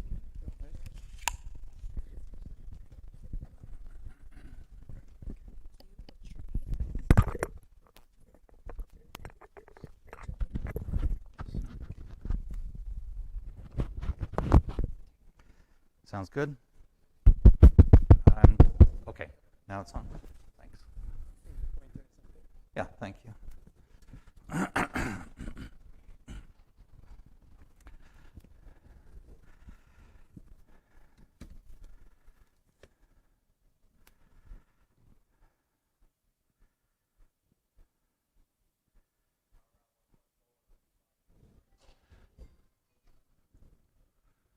Okay. I'm not Giorgi Chartolani because of visa issues. He's a citizen of Georgia. He was not able to get a visa in time to come to the meeting, so I'm his co-author on this paper, and I'll be presenting the work today. I'm Ira Sasowsky, and I want to tell you today about an area in Ohio, and we don't think of Ohio for karst very much, but as the next speaker will show you, there are a lot of karst areas. And most of the people in this room have looked at lots of sinkholes. But have you ever looked at one that appears like this one on the left? You know, it's kind of a weird shaped, almost flat depression, extremely irregular. And this got us to thinking sort of about the genesis of these. You know, what's the reason that we have this shape? And so we've been doing some work with GIS and other approaches to try and understand it. Now, if you think about the perfect sinkhole, it's circular, right? It's something like in the Lake District of Florida. But there are reasons why sinkholes can be irregular. And on the left-hand side, the right-hand side, we see examples of coalesced sinkholes from the Lake District, which take on an irregular form. We see sinkholes that are joint controlled and are irregular for that reason. And we see sinkholes that have what I would call hydrologic control, typically swallets, which have an irregular shape. And so we were trying to understand, you know, what's going on with this situation in the Bellevue Castilia karst plain. Whoops. I'm going crazy here, apparently. So we're going to talk about the specifics of the study area, and then we're going to show the characteristics of the sinkholes, and then some results in comparison to two other study areas, and quickly some conclusions. So the study area is here in northern Ohio, just south of the Laurentian Great Lakes. And I want to point out the state of Ohio has mostly been glaciated. Okay, everything except the green area has been glaciated, and that's going to have some impact on what we see. And in fact, if we look in a little bit closer, we can see, you know, on the DEM model, some glacial features. Our study area is outlined in blue there. We are, you can see some of the end moraines, like the Defiance moraine and so forth, Maumee River, which is draining north to Lake Erie, and then the Huron River and the Sandusky River likewise. This is just, color is just elevation here. The area we're interested in is called the Bellevue Castalia Karst Plain, and it's in this vicinity. So what do we find here? Well, we find some sinkholes that I would say are sort of normal looking sinkholes, like this guy here. We find some swallets, which are sort of compound sinks. The area has very low relief, and a lot of the sinkholes you wouldn't even notice if they didn't happen to be filled with water after rain, and in some cases that's really problematic. In this case, we're looking at an area that's probably about a half a kilometer across, and what usually are these dry, low depressions are now filled, and they block off some of the roads, and they can be very problematic. In addition to the surface history and the way that that may have affected these sinkholes, we've got the underlying geology gives some complexity. So on the right-hand side is a blow-up of this full stratigraphic column, and I'll ask you to look over here. The Columbus limestone, the Delaware limestone are near the surface in the area we're interested in. We do have some shale, but what's of real interest is we've got these things which are colored in yellow below. This is the salina group, okay, which is hundreds of meters thick of anhydrites and some carbonates and so forth, and this plays a role in what's going on in the development of the sinkholes. The second thing that plays a role is the glacial history. And, you know, of course, during the ice ages, we had a huge mass of ice up in Canada to the north of where we are, which had great thickness, and our study area indeed, you know, just 14,000 years ago, had close to 3 kilometers of ice on it. And so, to me, this is intriguing because when we look at a present-day karst terrain, we tend to think of it in the context of the present climate and the present hydrologic setting.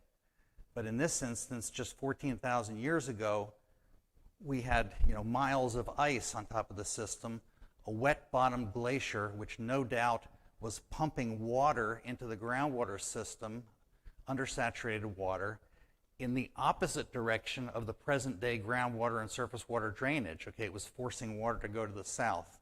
So we know this had to have some role in the formation of these features. Here's a view of what some of them look like. This is the red are single individual sinkhole points, and the yellow polygons are some of these very irregular sinkholes that we see. Another view. So what did we do? We made use of terrain data, which had recently become available and which the state folks and our co-authors have been processing.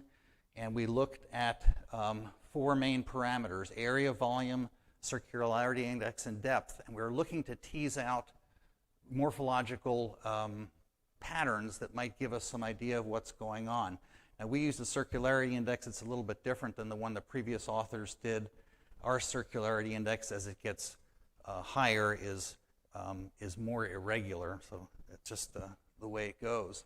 So in these next 3 slides, I've turned on their side because the aspect ratio of the slides we're using, but I just want to orient you to the area. So this is a shaded relief map of elevation. It's showing where the sinkholes are. Lake Erie is over to the right-hand side, which is to the north on this. And we have, you know, many, many sinkholes which are basically following the geology here. We also have these beach ridges which are present from higher lake level stands. So that additional complexity. Here's the underlying geology with the sinkholes on top of it. And so you see, you know, we've got most of them focused on these 2 limestone units, and very few of them out where we would have the salina group, the underlying evaporites outcropping.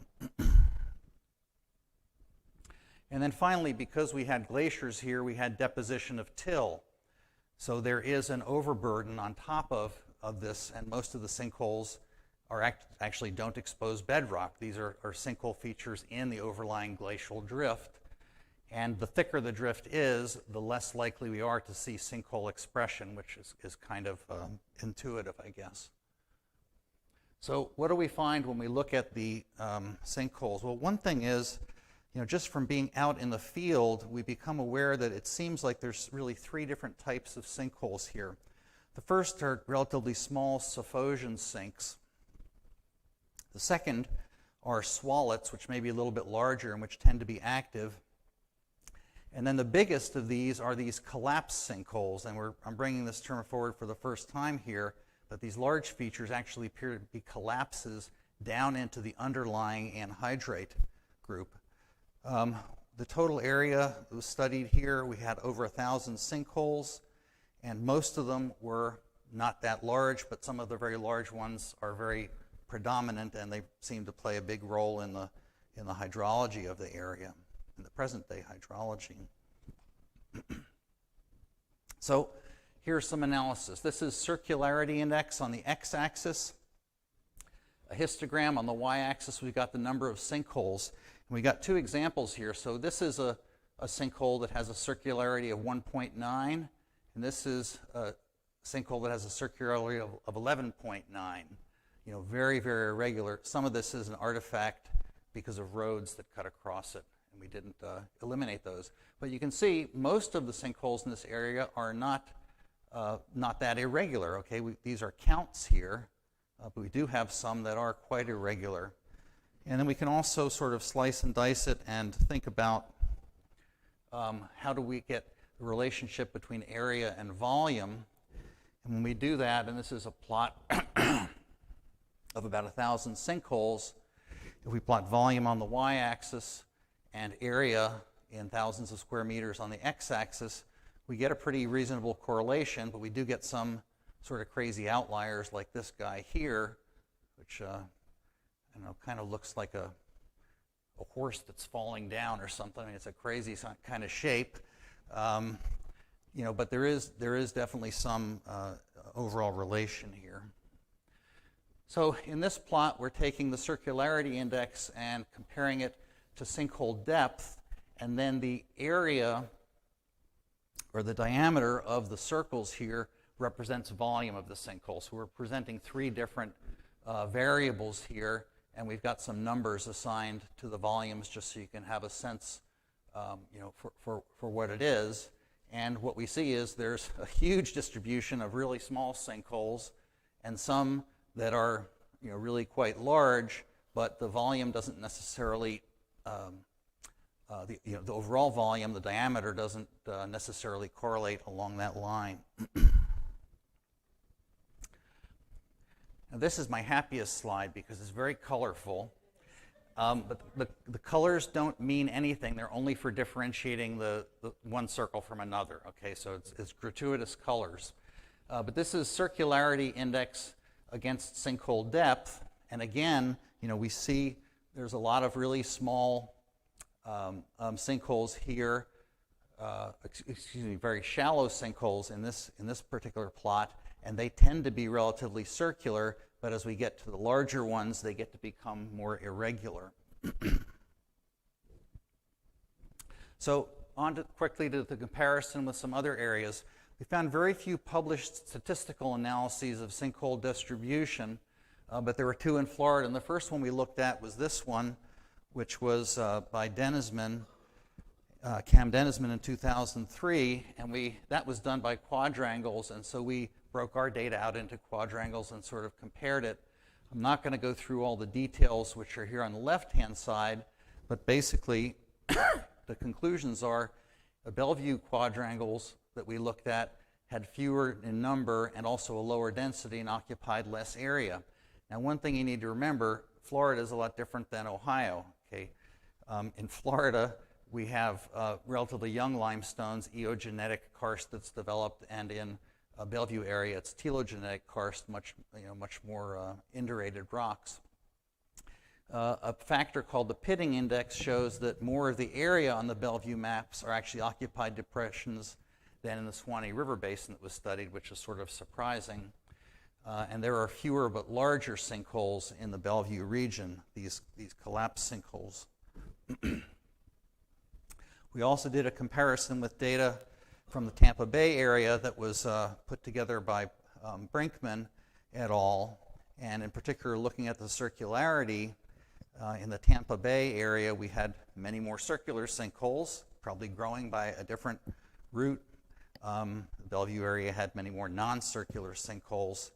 And so in terms of irregularity, the sinkholes in the Bellevue area in general are more irregular than the ones that we see in the Tampa area.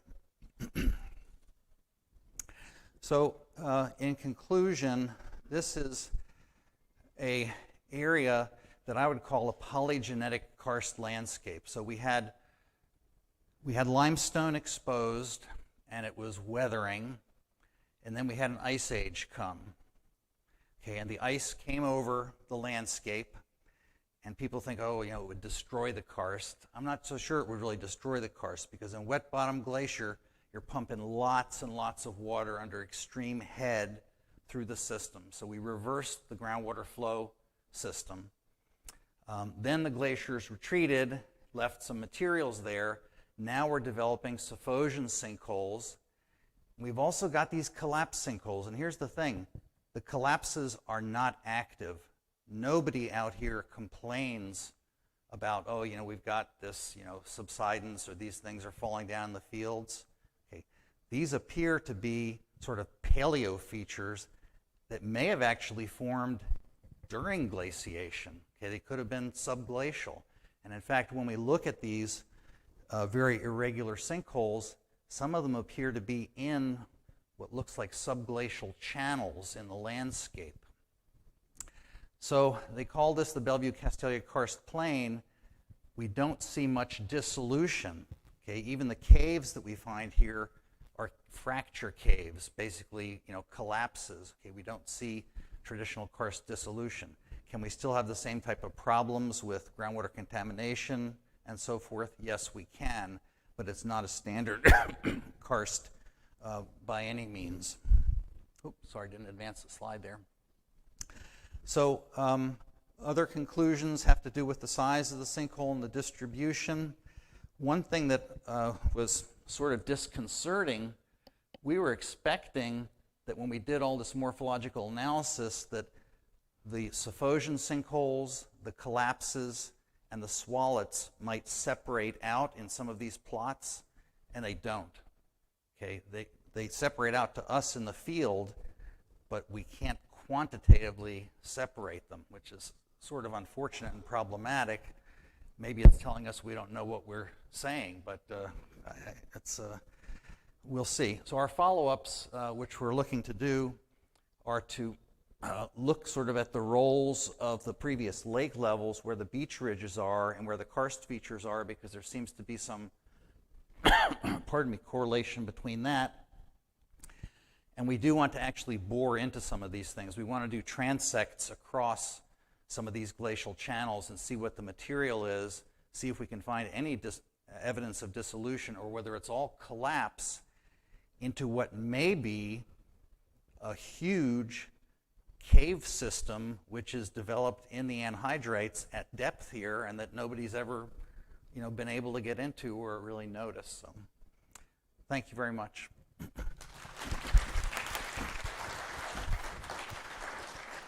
Thank Ira. We can take a couple of questions.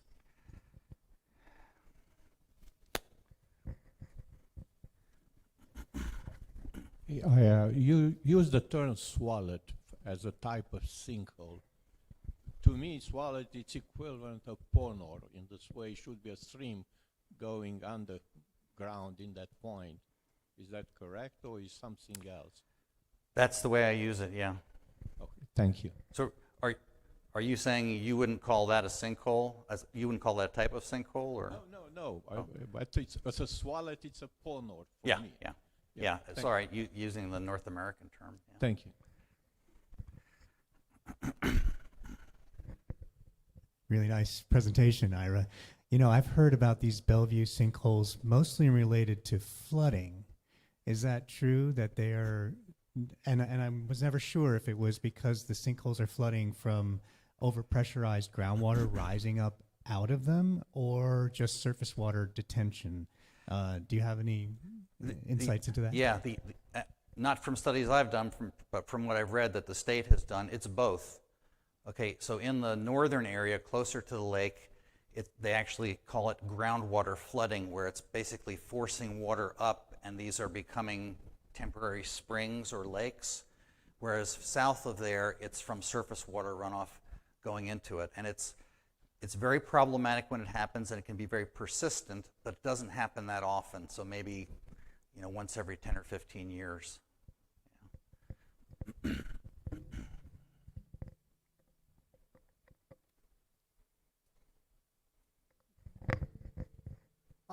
Ira, again, very nice talk. I like this idea of looking at what the gradients might have been on the edge of a glacier. In Minnesota, we have the same situations. And we're talking about enormous gradients along the edges of these things, and I don't think any of us have thought carefully enough about what's happening. Many of these things must have been upward flows where the high pressure water was coming out, and so it's a weird kind of hypogene phenomenon with upward movement of water. Yeah, I think that's exactly right, Calvin. And the thing that cued me into this was I read a paper by Mark Persson, who was looking at, he wasn't looking at karst, but he was looking at groundwater recharge due to the Laurentian glaciations, and clearly documented that there's these paleo waters that have been pushed into these aquifers, and that is either static or is now draining out in a different direction. Right, and the other part of it is in our area the drainage area is the Mississippi River drainage. It's the Mississippi River, and it wasn't there. It was completely filled, and so yeah, we've got a lot more thinking to do about these things. Yeah, thank you. I must have talked really fast.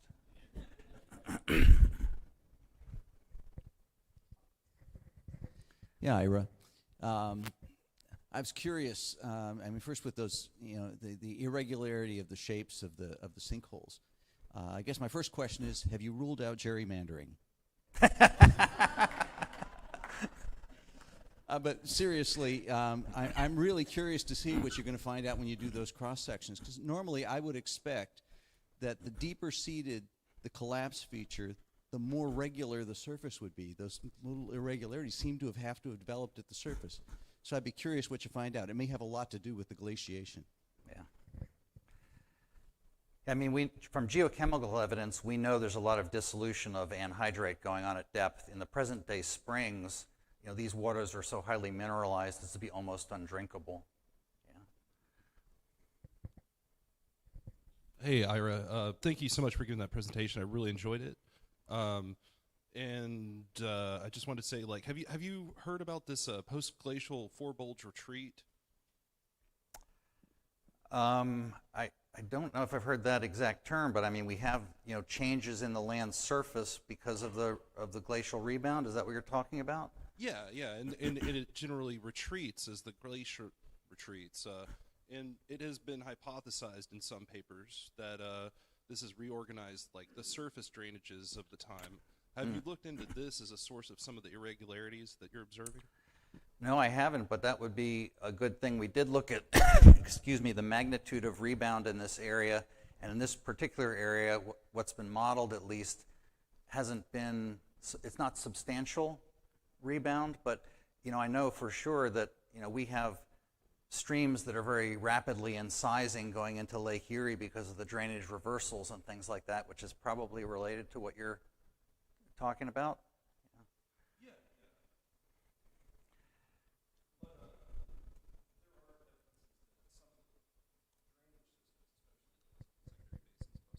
Some of the secondary basins and stuff like that have changed as the forebulge passed over them, and then they would return back to their drainage pattern. Thank you so much. Okay, thanks. Yeah, thanks. I know I need to get off, but thank you for the questions.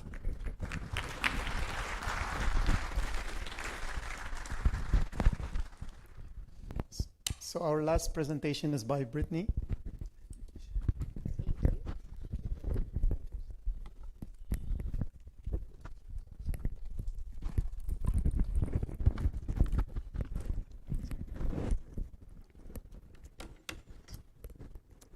right.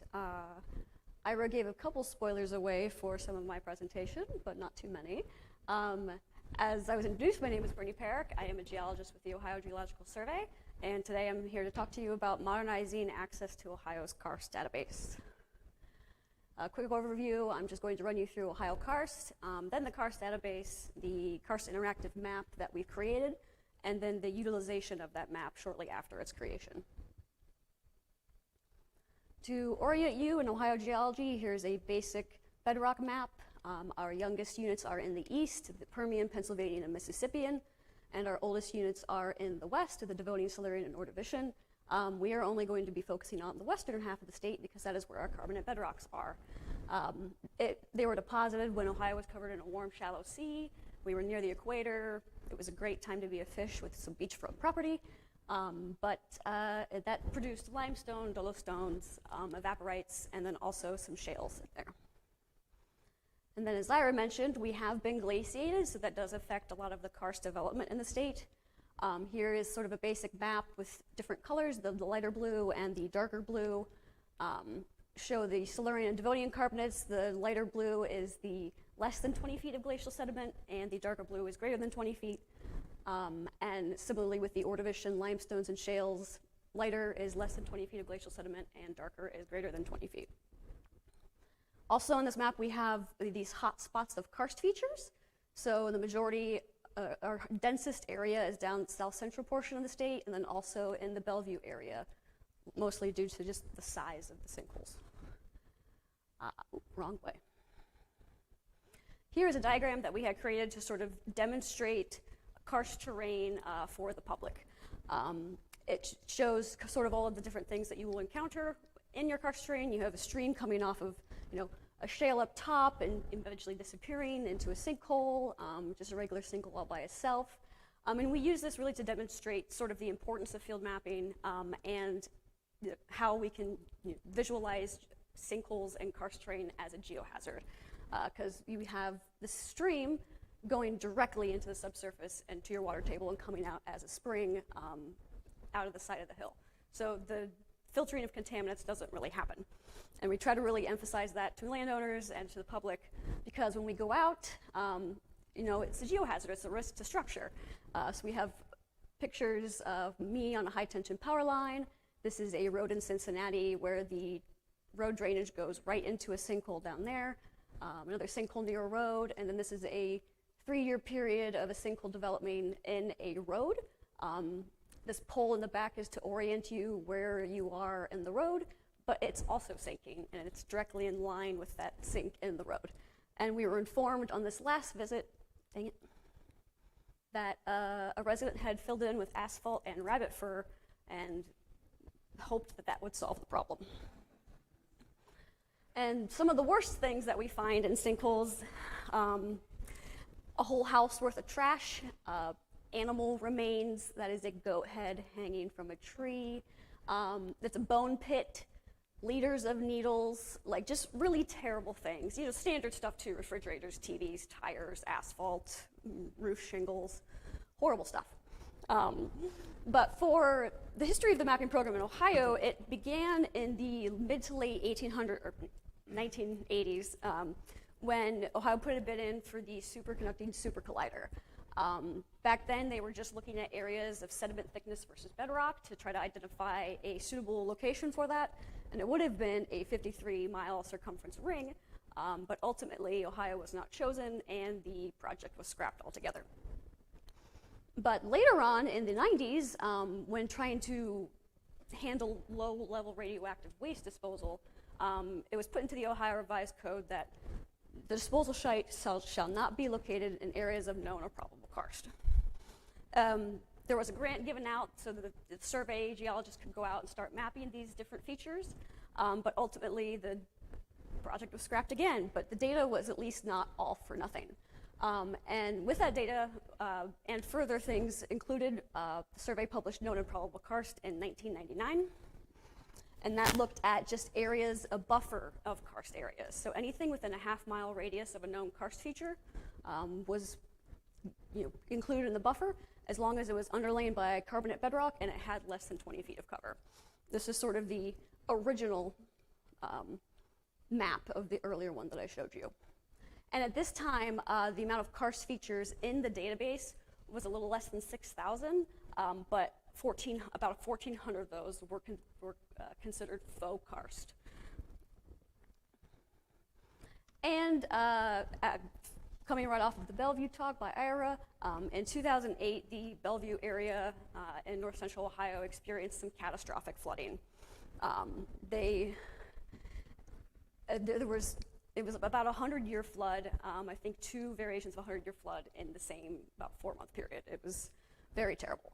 So the survey was then tasked to figure out what is causing the flooding to happen like this and why these sinkholes are now becoming essentially artesian springs. So for that area, they looked at just quantifying the sinkhole basins. If it was a superficial runoff, like down here, or groundwater, or a combination of superficial and groundwater upwelling. And here's an example of a sinkhole that they mapped, and it's the same picture. The problem with this is that it just shows the sinkhole basins. It doesn't actually show you points into the depressions, or if there are other throats or drains. So this is a modern day look, and so this might be just one whole depression, but we also have a depression here. We have one over there. We have one up here. And that's just the ones that I know. I didn't map this area, but it was mostly just to understand the flooding event and less about the mapping of the karst areas. And then in 2011, the Delaware County area of Ohio was selected for the beginning of our new mapping program. It was because it's very close to our central office in Columbus. It allowed for us to establish a methodology. That's because the map looked like this. The original data aggregation was massive. Every culvert and pond and just enclosed depression was thrown into the data set. And thankfully, we've cleaned up the methodology since then. And then also at the time, we created a karst reporting form so that the public could come to us and say, hey, we have a sinkhole in our yard. And we can tell them, no, you don't. And this is what it originally looked like. I found a screenshot from its creation, so there's a good blast from the past for you. It honestly looks pretty much the same. Still most of the same data, and it's still in use today, too. And currently, our database has over 20,000 features. A little over 8,000 of those are confirmed sinkholes, 506 springs, and then 11,413 potential or unconfirmed. Those are ones we couldn't get access to, or we have plans to map them in the future, and the office work is already completed. So for Ohio's karst database, in the beginning, you pull this foundational data from topographic maps, Horton Hobbs' original cave survey, master's theses, county soil and water reports, and then obviously aerial imagery. And this is an example of the paper field maps that were used to develop the known and probable karst map. So here we have the buffer created, bunch of different sinkhole depressions filled in, some disproved. These are thesis points, and just really all of the data that went into this project, but it only turned into a buffer of karst areas and not actual documented points. Here's an example of some of the field maps that were used for the Delaware County area. As you can see, this wild map turned into a lot of nothing. These X's are things that were not sinkholes. A dry pond. There's a culvert here, sewer something. And this is my colleague's work, because we would go out and just write on paper maps, just confirm where the sinks were, and move on. The problem with that data is that it's incredibly ephemeral, and it's easy to lose it. As you can see, the paper maps here have been through the ringer a little bit. He would take out just a plastic baggie to protect them from the rain. And then you'd have to go into the office the next day and digitize all of these notes so that you wouldn't forget what he had done the previous day in the field. And it was a huge time sink and not really very effective at communicating all of the data. And at that time, from 2008 to 2016, from all of this fieldwork, we produced open file reports and map books based on that. It just included data about the regional project, a map of the different points and features from the area based on bedrock geology and sediment thickness and other maps, and just included the different tiles. We also did 2-kilometer tiles because I believe that's how the LiDAR was mapped. And the problem with this is that, yes, it would give you a location and sort of the classification of the karst feature and a picture that would be included in the map book, but it didn't give anyone access to the statewide database. It was just by project area, and it didn't have any other information aside from stuff you could populate from a GIS and whatever was included in the comments from fieldwork. Oh, sorry. And the problem with that is that over a 14-year period, we only sold 72 of the OFR CDs, which is about 5 a year. And that's not a very good reach. But in 2016, we started going out with ArcGIS Collector, which is now Field Maps, and that opened us up to be able to collect a lot more data. We were able to specify what kind of fields we wanted, so we can populate the bedrock unit and field interpreter, but then we can choose the date visited, what we think the activity level is, if there's a fill and what the material might be. We can then put in measurements for length, width, and depth. All of these things that would not have been easily doable with just paper maps.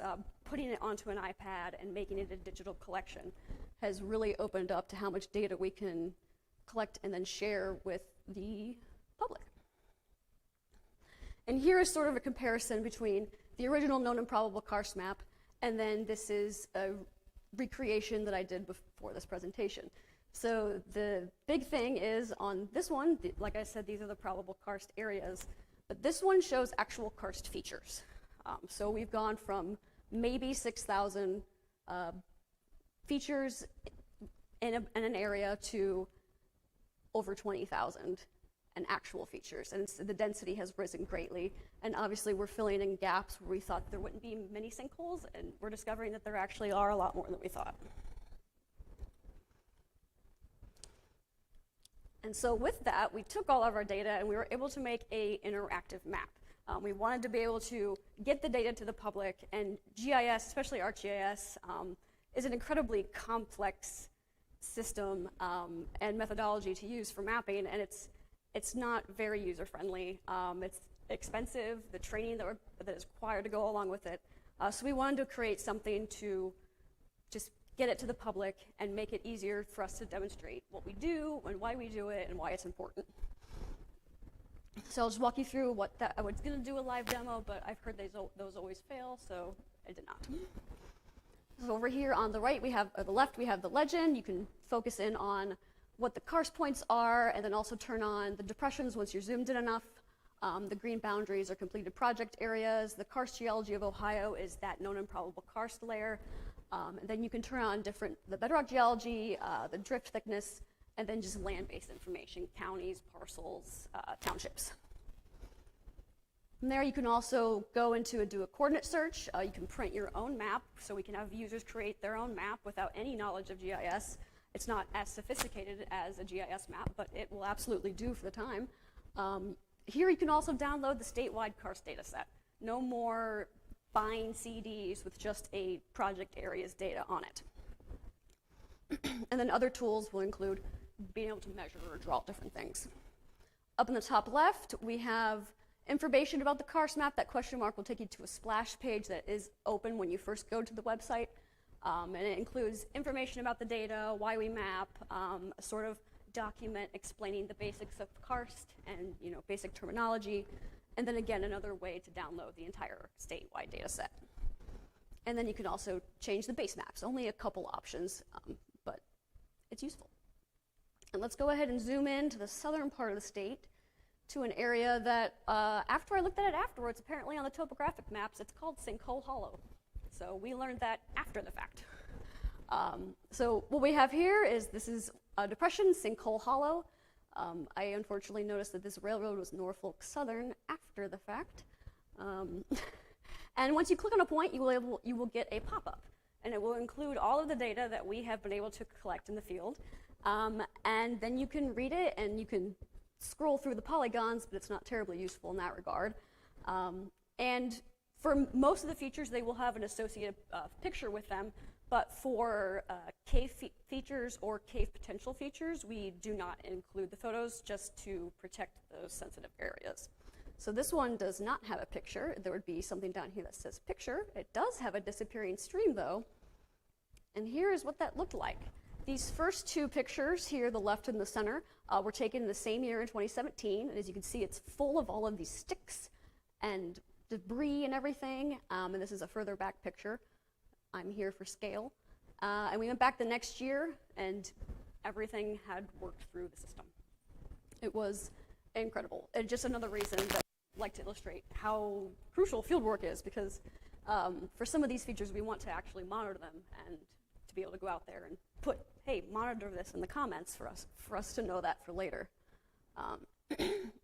Here's what it looks like if you want to print your own map. You can just do a basic title, what format you want, landscape, portrait, etc. You zoom out to the different area that you would like, and it will create a map for you. The legend's a little messy, because that's a pretty deep feature, but for just a landowner or some public entity wanting to create a map and not have to sort through the thousands of available data that we have, it's very accessible to a lot of the public.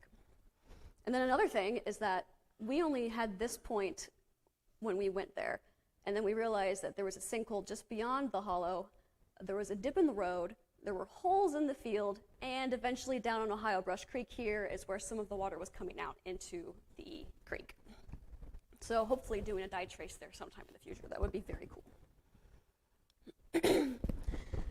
So pretty much after we launched the Karst Interactive Map, COVID happened.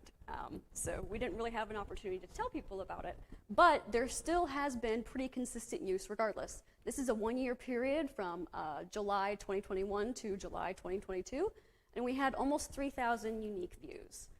So that just shows the 5 per year interactions that we had with the open file reports. It pales in comparison to our interactive map.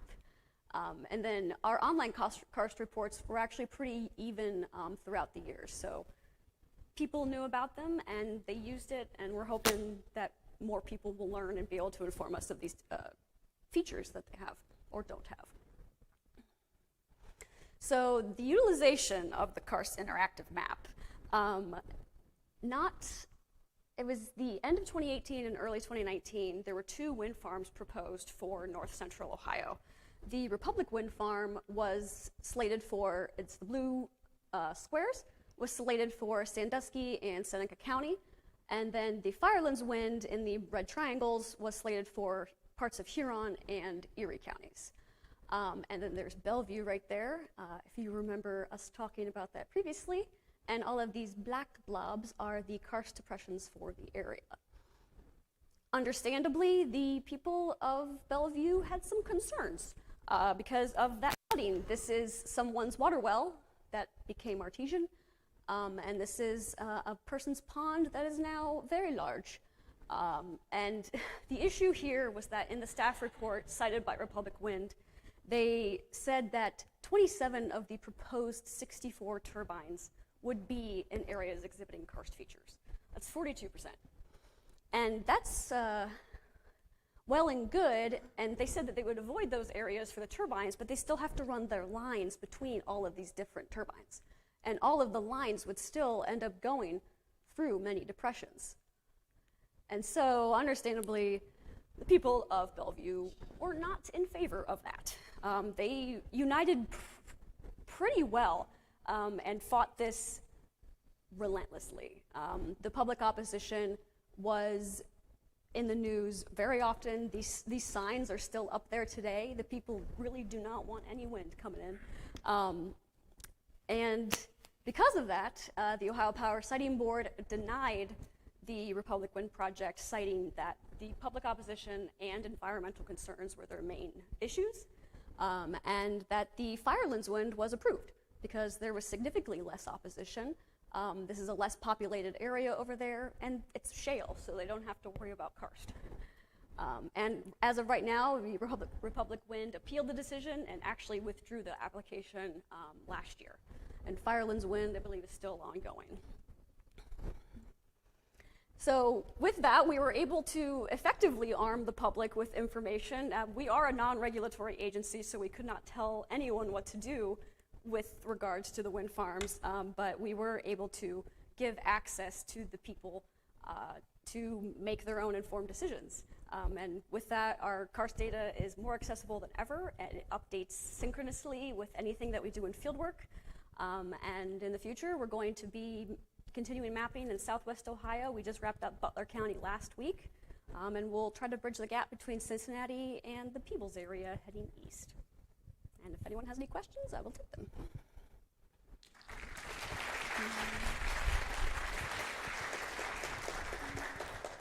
Thanks, Brittany. Very interesting questions.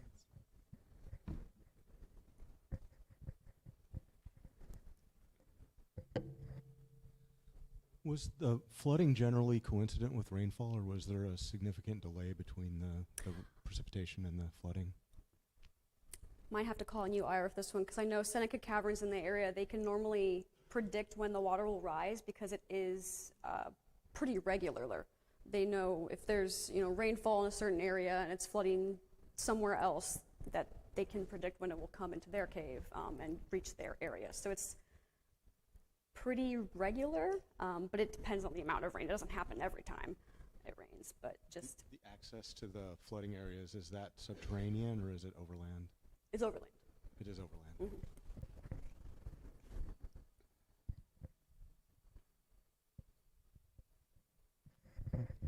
Hi, again, great talk, thank you. Just curious, does the database show actual cave locations, and if so, is there a concern about, obviously, unauthorized access? It does not show cave locations. We have a field that we can turn on and off, mostly for our use, and then for the Ohio Cave Survey, which has been revived. So it will say a karst feature, and not include any cave information, unless requested. Thank you.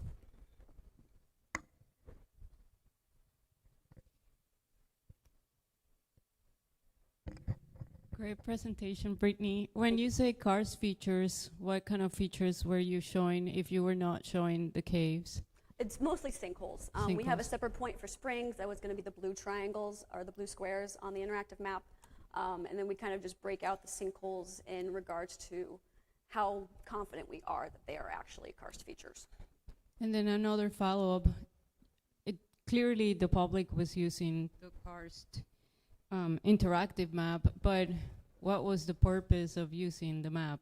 It really helped them for what follow up, but how do you think the public will use the map, let's say in other places? Yeah, let me go. Oh, I'm going the wrong way again. So for this map, this is actually a map that we created before the interactive map existed, because the people had turbine locations from the wind farms, but they didn't have any way to plot those maps or to plot those points on a geologic map or on the karst features map. So we would make them these until the interactive map came out, and then they were able to use the draw tool, or you can add a point based on coordinates to make those maps themselves. Thank you.